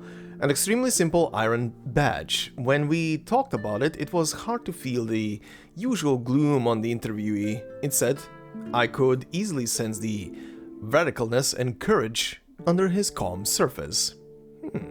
Okay. Story Part 1. When we asked questions. Where can we find art? Before the 20th century, art only belonged to a small group of people. It resides in wine glasses and were It resides in wine glasses and were let out in the form of paints. Different methods of painting and their artists constituted the early version of avant-garde art. People fixed gilded frames around these paintings. Later they did the same to the artist's portraits. But these days art belongs to everyone. It finds its way out of the fancy salons, freeing itself from the rules. Advertisements, films, pop music, it's found everywhere. The young man wandering these streets stopped. This is where he wished to stand his ground, to help art travel further to reach a bigger crowd. He has been striving to make it happen. So, my friend, where do you think one can find art? Very philosophical. A Long Journey, Part 2. It has been a long month for Miss Miller and her garage. At first, the roller shutter was haunted by a scuffing noise which seemed to be made by some gregarious rodents. But there was no trace of a single rat, even after the rat control team searched the place from top to bottom with their cutting-edge devices.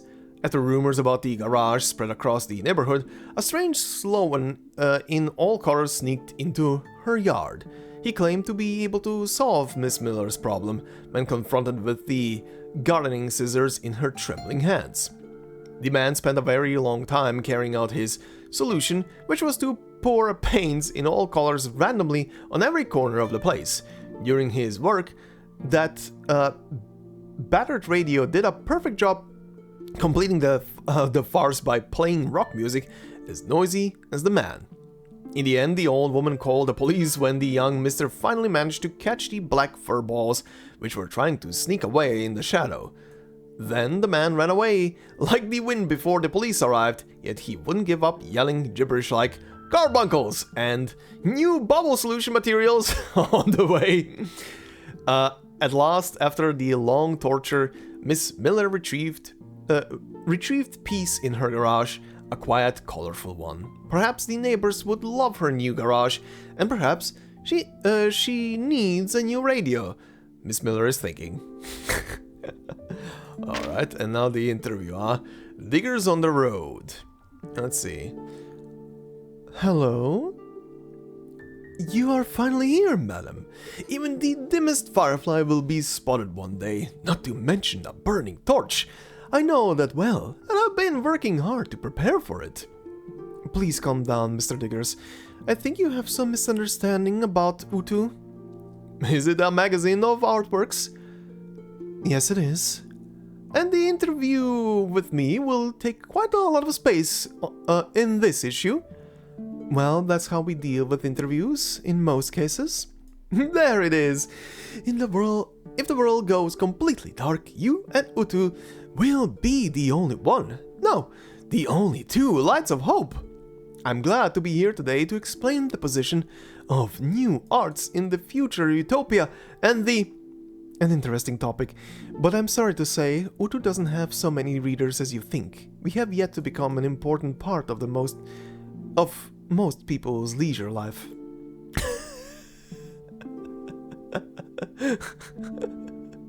No commentary on that one. Oh, okay. He was hoping to reach out to so many people. He was hoping so hard. Okay, that is it for diggers. Fascinating. I guess that is what... Fascinating and artistic is what I can say. But yeah, it's very funny. I do remember looking at this skin a long while ago and laughing at the whole no math thing. Still, one of the best.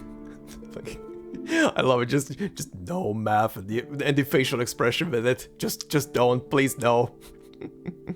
Anyway, interesting. And yeah, I'm looking forward to seeing where the main story is gonna be going. But next time will be Route 77. But before we're done here, like I said, time for the next part of this video, which will be well, whatever I'm gonna be able to go through in one go here with the next section for the second part of the AC collab and that map exploration. So yeah, let's see what happens in that.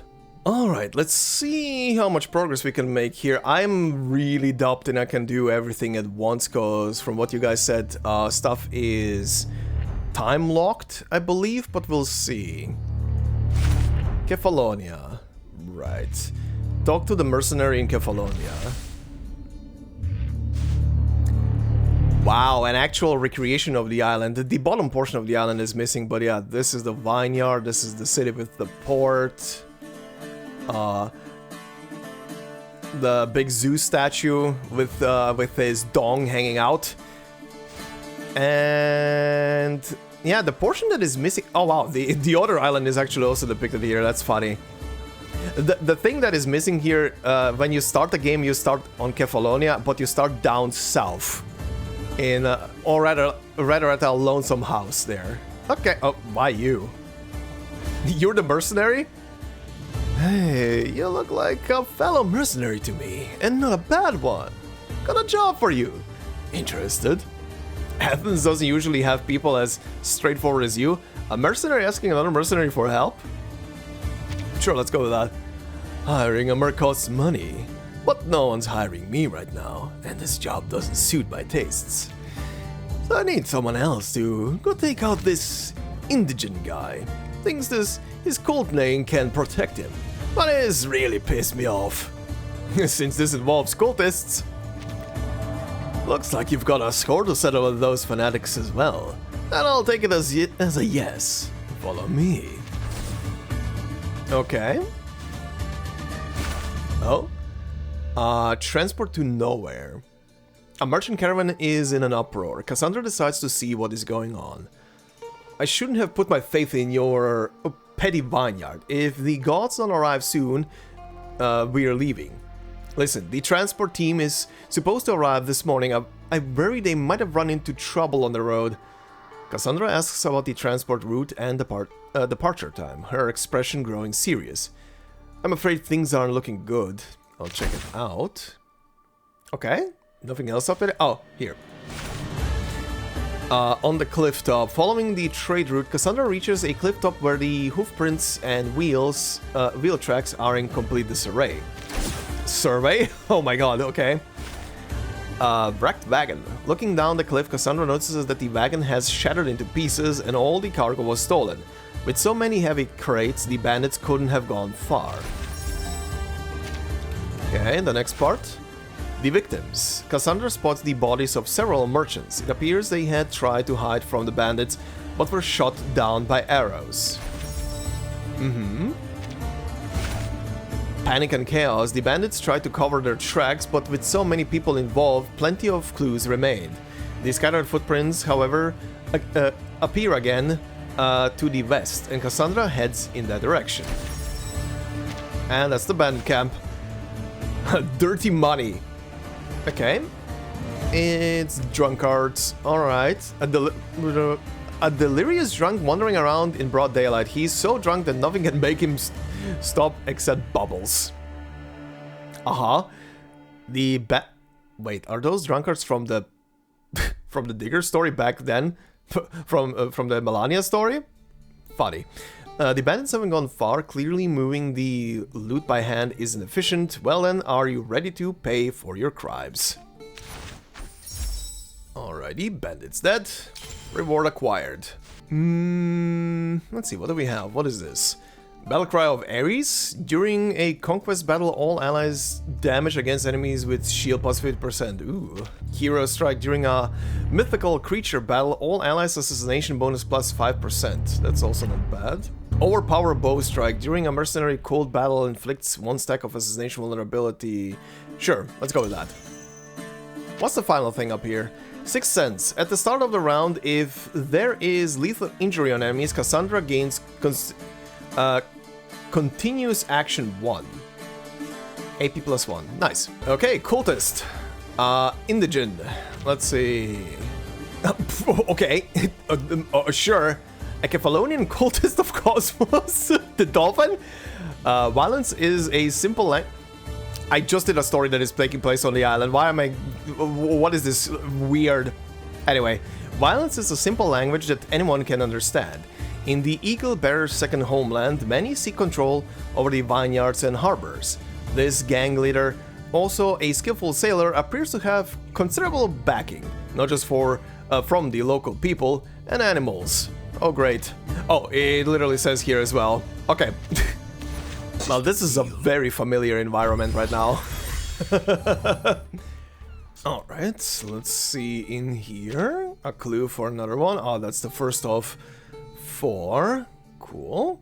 Good job. Now, take your payment and don't come looking for me again. Oh, hi. Very interesting face to see. First, I was dragged around in a suitcase, and now I've reached the end of Odysseus' epic adventure. We help shape this story from afar without realizing it, and in turn, it shapes us. Hard to guess what comes next, isn't it, heroine? I'm barely a Mystios. That sounds philosophical. I'm merely a Mystios. A Mystios with a mysterious past, a lost brother turned rival, and enemies lurking in the shadows. Maybe once you meet your wise mentor, you'll finally see where this adventure leads. But it's too soon to talk about endings. Let's start with the beginning. How about taking out some bandits? These savage thugs have taken over Odysseus' palace. Like in a game. You can tell the author had no intention of bringing them back again. Perfect for highlighting the protagonist's courage early in the story. Sure. Anything else? Oh, there is 2 things. First encounter on the beach. Oh, okay, this is gonna be Cassandra's personal story. 451 BCE, Cassandra was brought to the beaches of Kefalonia by a raging storm.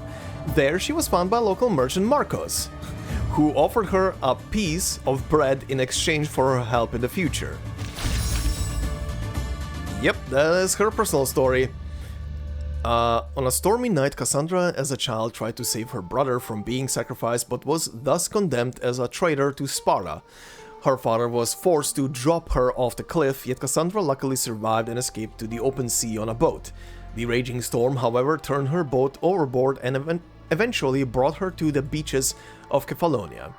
There, she was found by a local merchant Marcos, who offered her a piece of bread in exchange for her help in the future.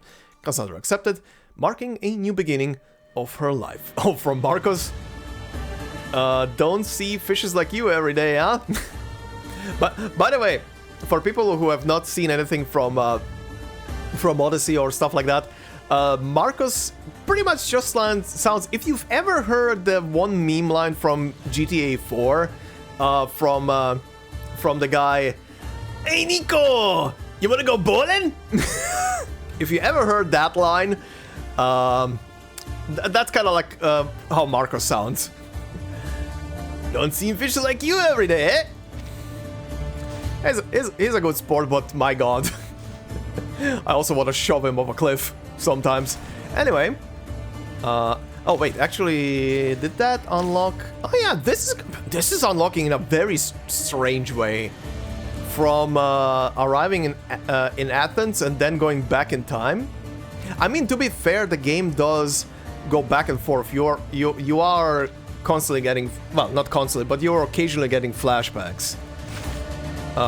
Another quest, huh? A blacksmith's invitation. More and more wolves have been appearing on the mountain lately, and people are too afraid to go mine iron.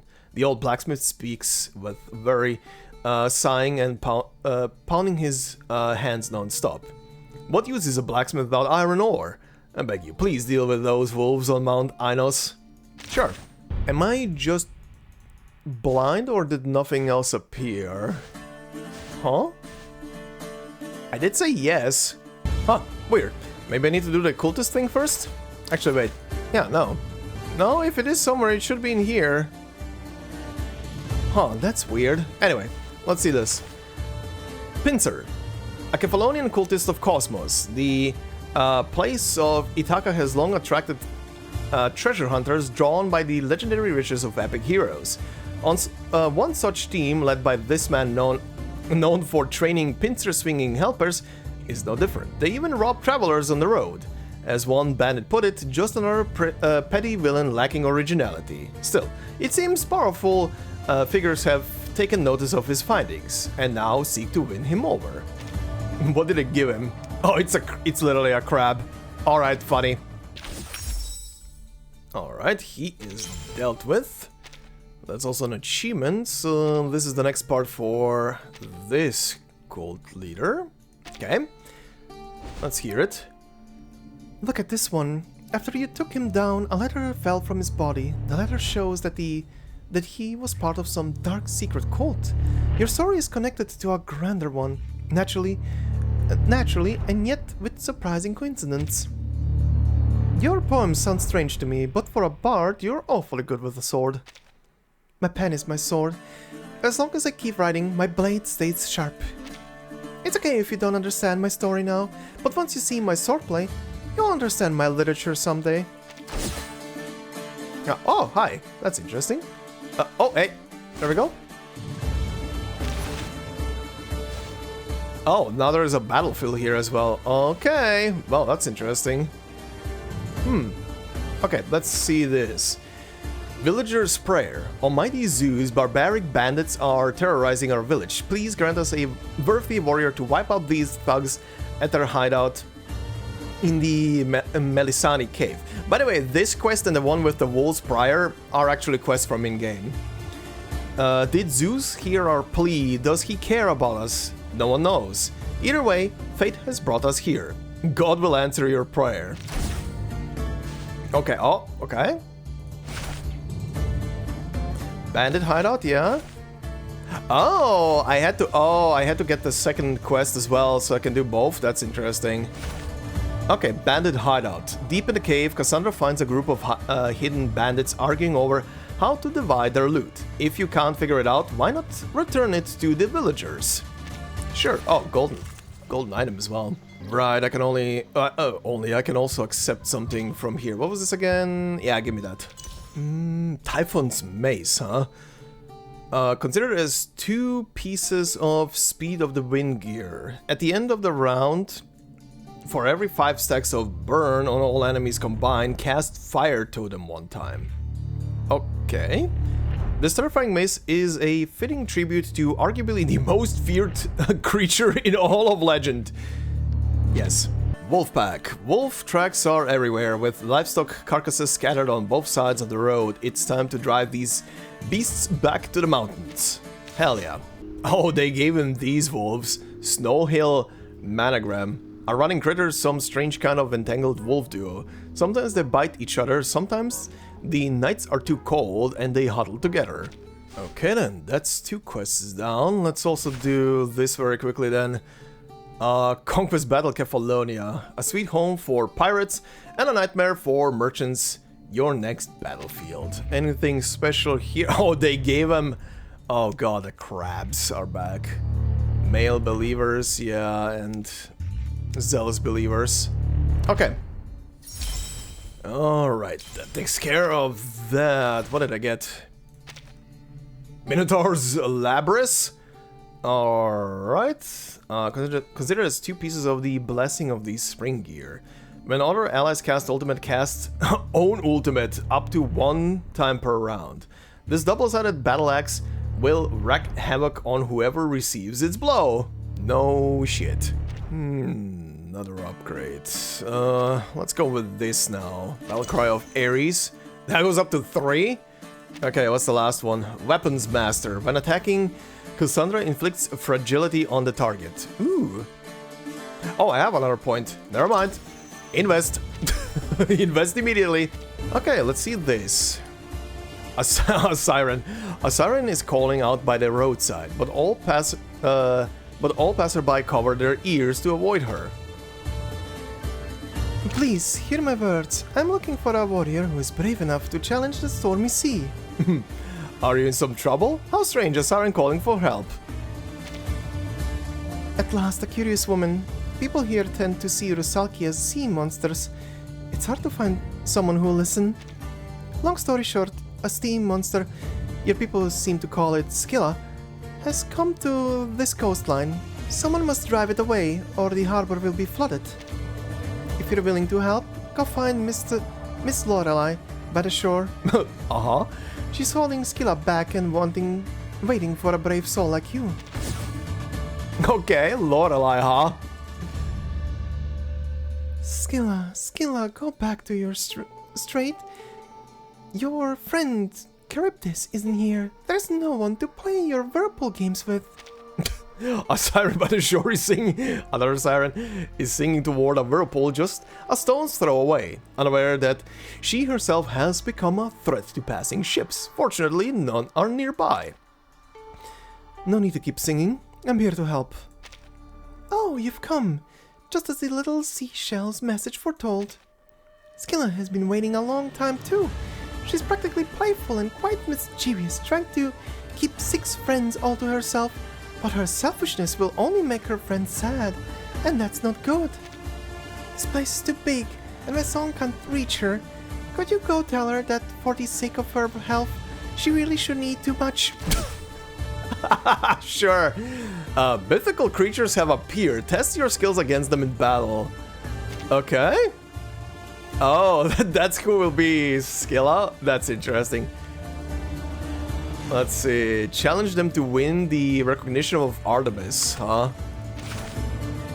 Well... wait, that goes there. Let me first check the 2 things that open up. Odysseus' palace. Odysseus, the most illustrious of all Greek heroes, was among the chiefs who set out for Troy. He returned to Ithaca and reclaimed his palace 20 years later. Okay, located in Ithaca, Odysseus' palace is said to be the personal residence of Odysseus, the hero in Homer's epic poem Odyssey. He was the most illustrious of all Greek heroes and one of the chiefs who set out for Troy. He returned to Ithaca and reclaimed his place 20 years later. In 431 BCE, Cassandra sneaked into the palace to retrieve the Shroud of Penelope. During her operation, she came across Odessa, a descendant of Odysseus, and freed her from the cage. The 2 of them explored the ruins together before they left. And I would also like to add here, they also flirted like mad. Lilia? The only way to retrieve the respect one has lost is to fight, and that's true for both men and kingdoms. Huh. Yeah? Odysseus and the Sirens. The Sirens were beautiful but deadly creatures that lived on a rocky island. Their song was so enchanting, sailors who heard their singing fell to the rocks. Yep. The Sirens were beautiful but deadly creatures that lived on a rocky island. Their song was so enchanting, sailors who heard their singing fell to the rocks. Sirens were half women, half birds, or at the least that was how they were perceived in Greek art. They were usually depicted playing musical instruments such as harps. In the Odyssey, Odysseus was very curious to listen to them, so Circe, or Circe? The witch told Circe, I think.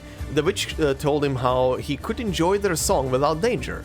Odysseus had his sailors plug their ears with beeswax and tie him to the pole of a ship. When they passed near the Sirens, Odysseus was mesmerized by their song. He begged his sailors to release him, but they couldn't hear him. This trick saved his life and the lives of his companions. Lorelei, these sirens, they were expecting listeners who understand them, don't you think? But the side effect of their voices is too strong. Huh. Maybe they should just sing it to the conscious. Sure. Okay, so that filled in culture. Where did the other one go? Oh, here. Odysseus' palace. Okay, this is filling in kinda interestingly. Alright, skill up. A massive arcane sea creature spotted near Kefalonia. Vaguely human in form, she emits high-frequency vocalization resembling human speech, though local sirens insist she lacks true intelligence and operates purely on predatory instinct. Strongly advised, do not peer beneath her skirt. Excuse me? Note, possibly an anomaly resulting from observation redundancy. Continued monitoring recommended. Uh-huh. Okay, this really is just that fight, huh? Alright. Alright then. How quickly are you gonna die? Addio, straniero. Well, that went fast through that health bar. Out of my mercy.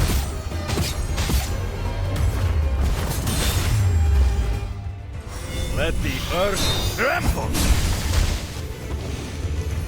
And there she goes. Defeat phase 1 skiller, phase 2. Defeat phase 2 skiller with remaining rounds less than 10. Ah, okay. I wasn't even looking at that. Alright. What did you drop? The Sword of Kings. 2 pieces of Blessing of the Spring Gear. After casting ultimate, the next allied ultimate does not cost Moxie. Oh god. If equipped to Cassandra, after casting ultimate, grants ultimate might plus 5% to all allies, stackable up to 6 times. A glorious memory of Persia from a time long since past. Alright, and that is Kefalonia. Well, Temple of Apollo. Let's see. I think for today we're gonna do Kefalonia and Temple of Apollo, and then in not the maybe in the next episode I'll see we're gonna do the last 2 and finish that off. Anyway, Temple of Apollo. Let's see what we oh no. Oh no. Hi. Huh. Why can't I go in? Isn't this a place for seeking truth? If that Pythia only accepts oracles blindly without proper verification and discussion, how can she be sure her theories are correct? Oh, hello, dear integer. Integer, you look like a marvelous number. Oh, damn, praise. Do you know how to get into this temple? Integer? Integer? What does that mean? Everyone has their own soul number. Yours is clearly an integer, with lots of 3s and 2s as factors. Uh-huh. Okay. Is that a play on her skills? Because skills can be upgraded to like 2s and 3s. So, do you have a way to get into the temple? Well, I can sneak in. I can't think of any feasible way I can sneak in. Sneaking in? That's a great idea. It's not my strong suit, but it shouldn't violate the scripture in any way. Oh, I have an idea. You can go in and debate the Pythia on my behalf. I'll write a letter for you. The Pythia will definitely understand it unless she's a terrible irrational number. Oh god. You sneak into the temple and leave the mathematician's letter on Pythia's desk. You also confirm that she's a cultist after reading the other letters on the desk. Nice. Oh, that was quick. Okay, what do we have? Temple of Apollo. The Panhellenic sanctuary of Delphi was renowned for the Oracle of Apollo, and considered the center of the world in ancient Greece. Okay, at last we arrive at the Temple of Apollo, where the Oracle relayed her prophecies. The temple was the final destination of those seeking an audience with the Pythia, and its appearance matched the majesty of its purpose. Atop its imposing columns, the structure's pediments displayed famous mythological scenes sculpted by the renowned Greek artist Antenor. But as grand as the temple looked from the outside, it paled in comparison with what happened within. Miss Moissan? Although buildings stay silent most of the time, I always told my students that history, the truth of what happened in the past, could be found in the corners, but you must be careful enough to notice them. Dialogue? Such a majestic temple. Perhaps it suggests that Apollo held a role just as vital as Dionysus in the lives of the Athenians. Well, now I'm starting to miss that gray hair boy. The gray hair boy. Who would have thought thought it? He must have more shared topics with them than we do. Uh-huh. Okay. Pythian Oracle. Okay, yeah, this is the next step in the story. Prophecies were given in the most restricted part of the temple, the Editon by a chaste woman known as the Pythia. Prophecies were given in the most restricted by a chaste woman known as the Pythia. Okay, same thing.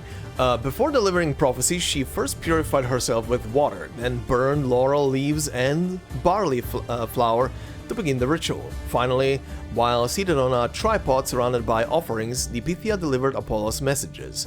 Her words were often strange and indecipherable, and required further interpretation by the temple's priests. Despite much research, the exact cause of the oracle's behavior while prophesying are debated to this day. Mercuria. Burning laurel leaves. Its smells remains the same after thousands of years, and it will never change, like the laws of the universe. Alright, cultist battle. Messenger, huh? Okay. A Delphi cultist of Cosmos. This Pythia has delivered prophecies faithful for years. Well, mostly faithfully. A slight tweak to the divine words here and there. What harm could it do? It's all in the name of maintaining order. She remains, of course, a trusted and respected Pythia. Died in one ult. Okay, so that was down here, huh? The messenger, huh? Alright, one more of these guys and then it's whoever this is gonna turn out to be, who they're reusing. Wow, you came back so quickly. Has the Pythia given you an answer? She seems to be an irrational number like you said. She couldn't give me any proper response. Irrational number. What? Oh, then I should look for someone else to discuss with. Thank you for your help. You're welcome. Oh, hello there. Okay, quest first, let's see. Medicinal supplies. Oh, really? That's also, yep, that is also another quest from the game. The temple healers tends to the wounded soldiers. Stone statues stand solemnly around them, and the injured dare not groan too loudly. You see, there are many wounded here, and we've gone through the antler powder far too quickly. If you're familiar with Mount Parnassus, could you help me find some deer antlers? Sure. Oh. Deer antlers immediately here. Deer herd. Following a mountain stream, Cassandra quickly finds the herd of deer drinking water. Taking one life to save another, Artemis will understand this hunt. Oh, I'm fighting the Yang Beast? Okay. This is funny. Those are some majestic antlers, though. Alright, and that's the quest. What's here? Athenian portico. This building was constructed against the polygonal wall that supported the terrace of the Temple of Apollo and was used for setting up ex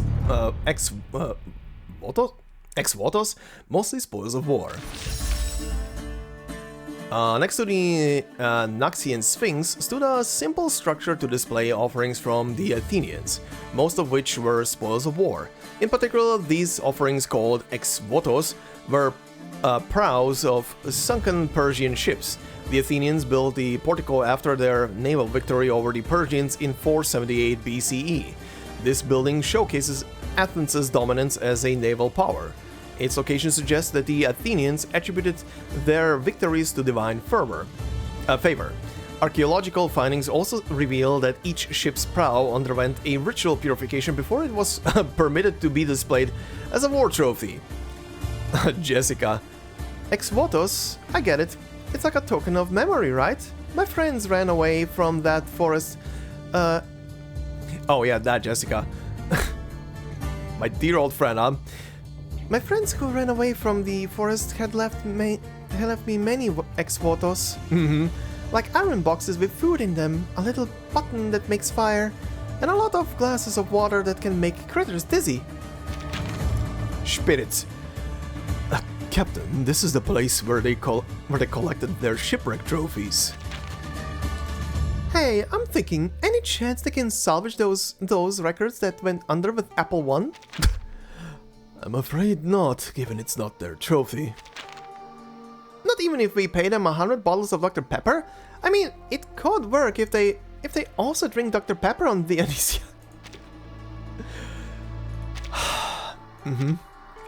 Every problem can be solved with Dr. Pepper, right? Anyway. Reunion in the Sanctuary. Oh, yep, this is the next main story portion. 431 BCE, Cassandra disguises herself as a cult member and infiltrated the Sanctuary of Delphi. In there, she realizes that Deimos was her lost brother Alexios. After killing Elpenor, Cassandra used his outfit to disguise herself and infiltrated the Sanctuary of Delphi. In there, she saw a group of masked people in black robes surrounding a glowing pyramid. While she was eavesdropping on the cultists, Deimos, the weapon of the cult, entered the chamber with Elpenor's head in his hand, claiming that a traitor lurked in their midst. To find the traitor, Deimos used the pyramid to examine the members' memories. When it was Cassandra's turn, the artifact showed them memories of their childhood. Cassandra realized that Deimos was her lost brother Alexios, while the latter was disturbed and confused. In the end, to cover up their relation, Deimos let go of Cassandra and executed a scapegoat with the pyramid. Mind-reading technology sounds dangerous, both mentally and physically. You can say that again. A guy went apeshit. Alright, hi, sweetheart. Excuse me, are you Cassandra the Eagle Bearer? To think that my reputation has reached the Theater of Delphi. It would seem so. I haven't been here long, but many guests mention a mercenary traveling with an eagle. There are also occasional rumors that you're searching for a secret organization called the Cult of Cosmos. I don't think theater goers would casually talk about the cult. How much do you know? The chatter after plays can last quite long. Sometimes it even spills shocking news. I've long since learned how to get used to it. A guest claiming to be a cultist invited me to join. He spoke of the cult's great cause and grumbled about your interference. Out of courtesy, I took his address. You might be interested in meeting that chatty guest. Why would you help me? I just want to make sure I get to further enjoy my peaceful holiday here, Miss Cassandra. Besides, his behavior reminded me of the despicable paparazzi back home. Valid reason to send Cassandra after them then. Theater of Delphi. The Theater of Delphi was situated above the Temple of Apollo. It offered an expensive view of the sanctuary and the valley below, and could accommodate around 5,000 spectators in its seats. The theater hosted different artistic contests, especially during competitions like the Pythian Games. These contests included plays, poetry readings, and musical performances, and were held not only for the audience, but also for Apollo, the god of arts, among other things. Diggers! It melts my heart. Who designed this art piece? There must be a genius. If we had a theater like this in London, everyone would understand the truth of love and peace. Sure, buddy, sure. Connoisseur, a Delphic cultist of Cosmos. This regular patron adores the Delphic theater. He funds costumes and props, organizes rehearsals, and encourages young actors. In return, the stage becomes his eyes and ears. Who is this gonna... Oh, it's literally just the ghosts? Okay, sure. Alright, and he is dead. Well, this is a very small place compared to the previous one. Guess no battlefield, no nothing here. Okay. Thank you so much, Miss Cassandra. I'll spread word of your deeds among the guests. I'm sure that'll help keep the other cultists away. Thank you. Oh, never mind. There it is. Oh, hi. Okay, another quest. Stolen sapphire. Oh, yeah. Again, another actual quest. Mystios, the sapphire worshipped in the temple has been stolen. The gods will surely take out their anger on us. The priest's anger flares up, eager to personally trash the thief. I heard thieves like to hide in caves, and there are some abandoned caves west of the temple. Maybe you can find them there. Sure, buddy. A gem thief. Who is it? It's just a tramp, okay? Glimmers of light dance across the cave wall. Someone is holding a torch up to the gems. Clearly, the thief has no intention of surrendering, blinded by the glitter of firelight. And bend it down. That was easy. Also, cultist stuff is here. Oh, we can do this. It's a chicken! Costas the Lurker. The clues point to a cultist of Cosmos in Delphi. Control isn't always enforced through violence. With the help of loyal followers, Costas knows this god-blessed land like the back of his hand. Few have seen his face. You mean the chicken? Few have seen his face. Some rumors even exaggerate his appearance, but as his eyes are picked off one by one, his reign draws to a close. Okay. Oh, he's right there. Sure. What's the final upgrade here on the assassin tree? Shadow of Nyx. After landing a critical hit, Cassandra gains adrenaline +1. Sure. Adios, straniero. This is Sparta! The hunt begins. You see it coming. And that's the end of the chicken. Absolutely annihilated. Before I talk to her, let's also clear out the battlefield. Conquest Battle, Temple of Apollo, where the once haunted by the so-called Oracle reunite and start a new story. What are you throwing at me? That's a lot of random-ass bandits, and why is Cat Eye here? and Geo. Okay, that's kind of funny. All right. And battlefield clear. Nice. Oh, a new golden weapon, huh? And that's the second out of 3 clues for big boy up there. Good. Oh, Paris' bow. That was the acquired one. Considered as 2 pieces of the Light of the Sun gear. Every impromptu incantation inflicts 1 instance of poison. All right. Paris of Troy is the supposed crafter of this bow. Despite its beauty, this weapon is deadly and dependable. Alright, what does she want? Exotic scholar. The Eagle Bearer. You must be the Canhunred mercenary Villa talked about. A foreigner with a strange device in hands somehow looks like a local philosopher of Athens. Villa? Am I supposed to know her? Of course, you've met her. A Rusalka, a mermaid, or a siren. Not exactly common around here, I imagine. I thought all her friends would be sirens too. Well, true friendship transcends race, but let's not dwell on that. People also like Yuri, so you know. Do you have a moment? Like Villa, I'm in need of some martial support. It's a matter of great importance. My academic research depends on it. Do you need me to fight your enemy? I'm curious about the research. Really? I knew it. The study of ley lines is bound to find its audience somewhere, sometime. Aww. But this isn't the moment for academic lectures. We're on the clock. My colleague is monitoring the creature on site. She'll explain everything to you, though I should warn you, her appearance isn't well received in these parts. Try not to be alarmed. Oh. Of course. I see why specific characters got their Greek attires in this patch, right? A Gorgon speaks to you casually with a cheerful smile. Her hair even adds commentary. Friendly Gorgon. So, you're the helper Vincent found? She looks reliable. Oh, Snake One. She looks reliable. Will she attack us like the other hunters? Raises bow. Does this mean I will be working with a Gorgon? That foreigner might be a witch. Or perhaps a goddess to guide you on your journey. Your local myths are full of such things, aren't they? Unless I'm some kind of demigod. Why not? I know you folks think gorgons are dangerous creatures, but I have at least 47 ways to prove I'm friendly. 47. And technically, I'm only distantly related to gorgons. The rejecting gorgon certainly makes a case for her amicable nature. Thank the Aegean, Jesus. Thank the Aegean for its pleasant climate. I've got so much energy to burn when it comes to research, but a terrifying legendary creature, one of the Gigantes, has taken root near my ley energy research field.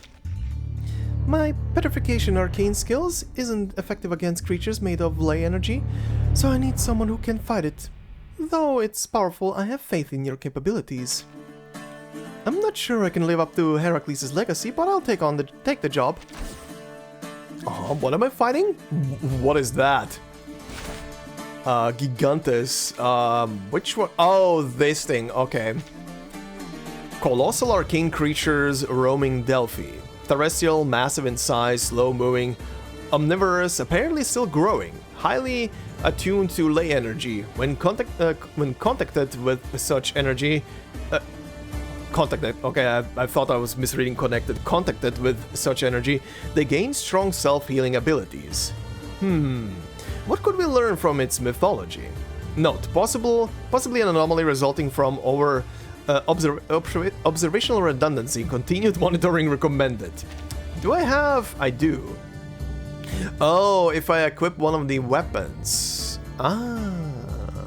Alright. I see. Those weapons are from him dropping. I misunderstood for a second. I thought those weapons were from like giving the bonus if you have them. But yeah, they're from there. Okay. My duty lies with you. What a big boy! How long will you last, big boy?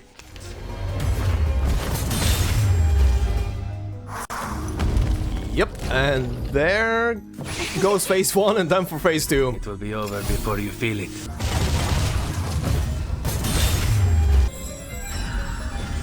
And you should feel proud. You see it coming. And there it goes. Absolutely deleted. Give me the juicy weapons. Okay, what did I get from here? Cursed Gorgoneon? Consider as 2 pieces of the poison of the Hidden Fangs gear. At the end of the round, for every 2, one if equipped by Cassandra, types of negative statuses and control statuses on all enemies combined, all enemies take own attack times 100% Genesis damage 1 time. Enemies with Petrify take 1 extra attack. Whoa. Okay. Formed from the remains of the mythical Medusa. This blade holds... Oh, don't go back up. Holds traces of her stunning powers. Nikolaos's sword. That sword, huh?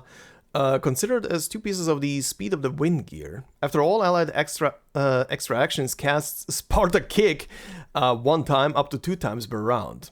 The Wolf of Sparta needed a sword that could lead hundreds, inspire thousands, and punish the ones that defied him. Alright, was that it then for this place? Let's see... 100%? Yeah, it is done, and the next station is gonna be Acropolis of Sparta.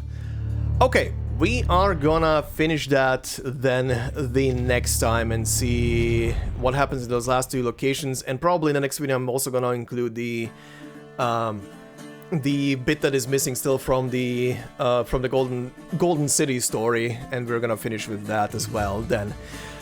But yeah, alright, this, I have no idea how long this video is gonna be. I do have a shit ton of footage from, from this last section here, we'll see.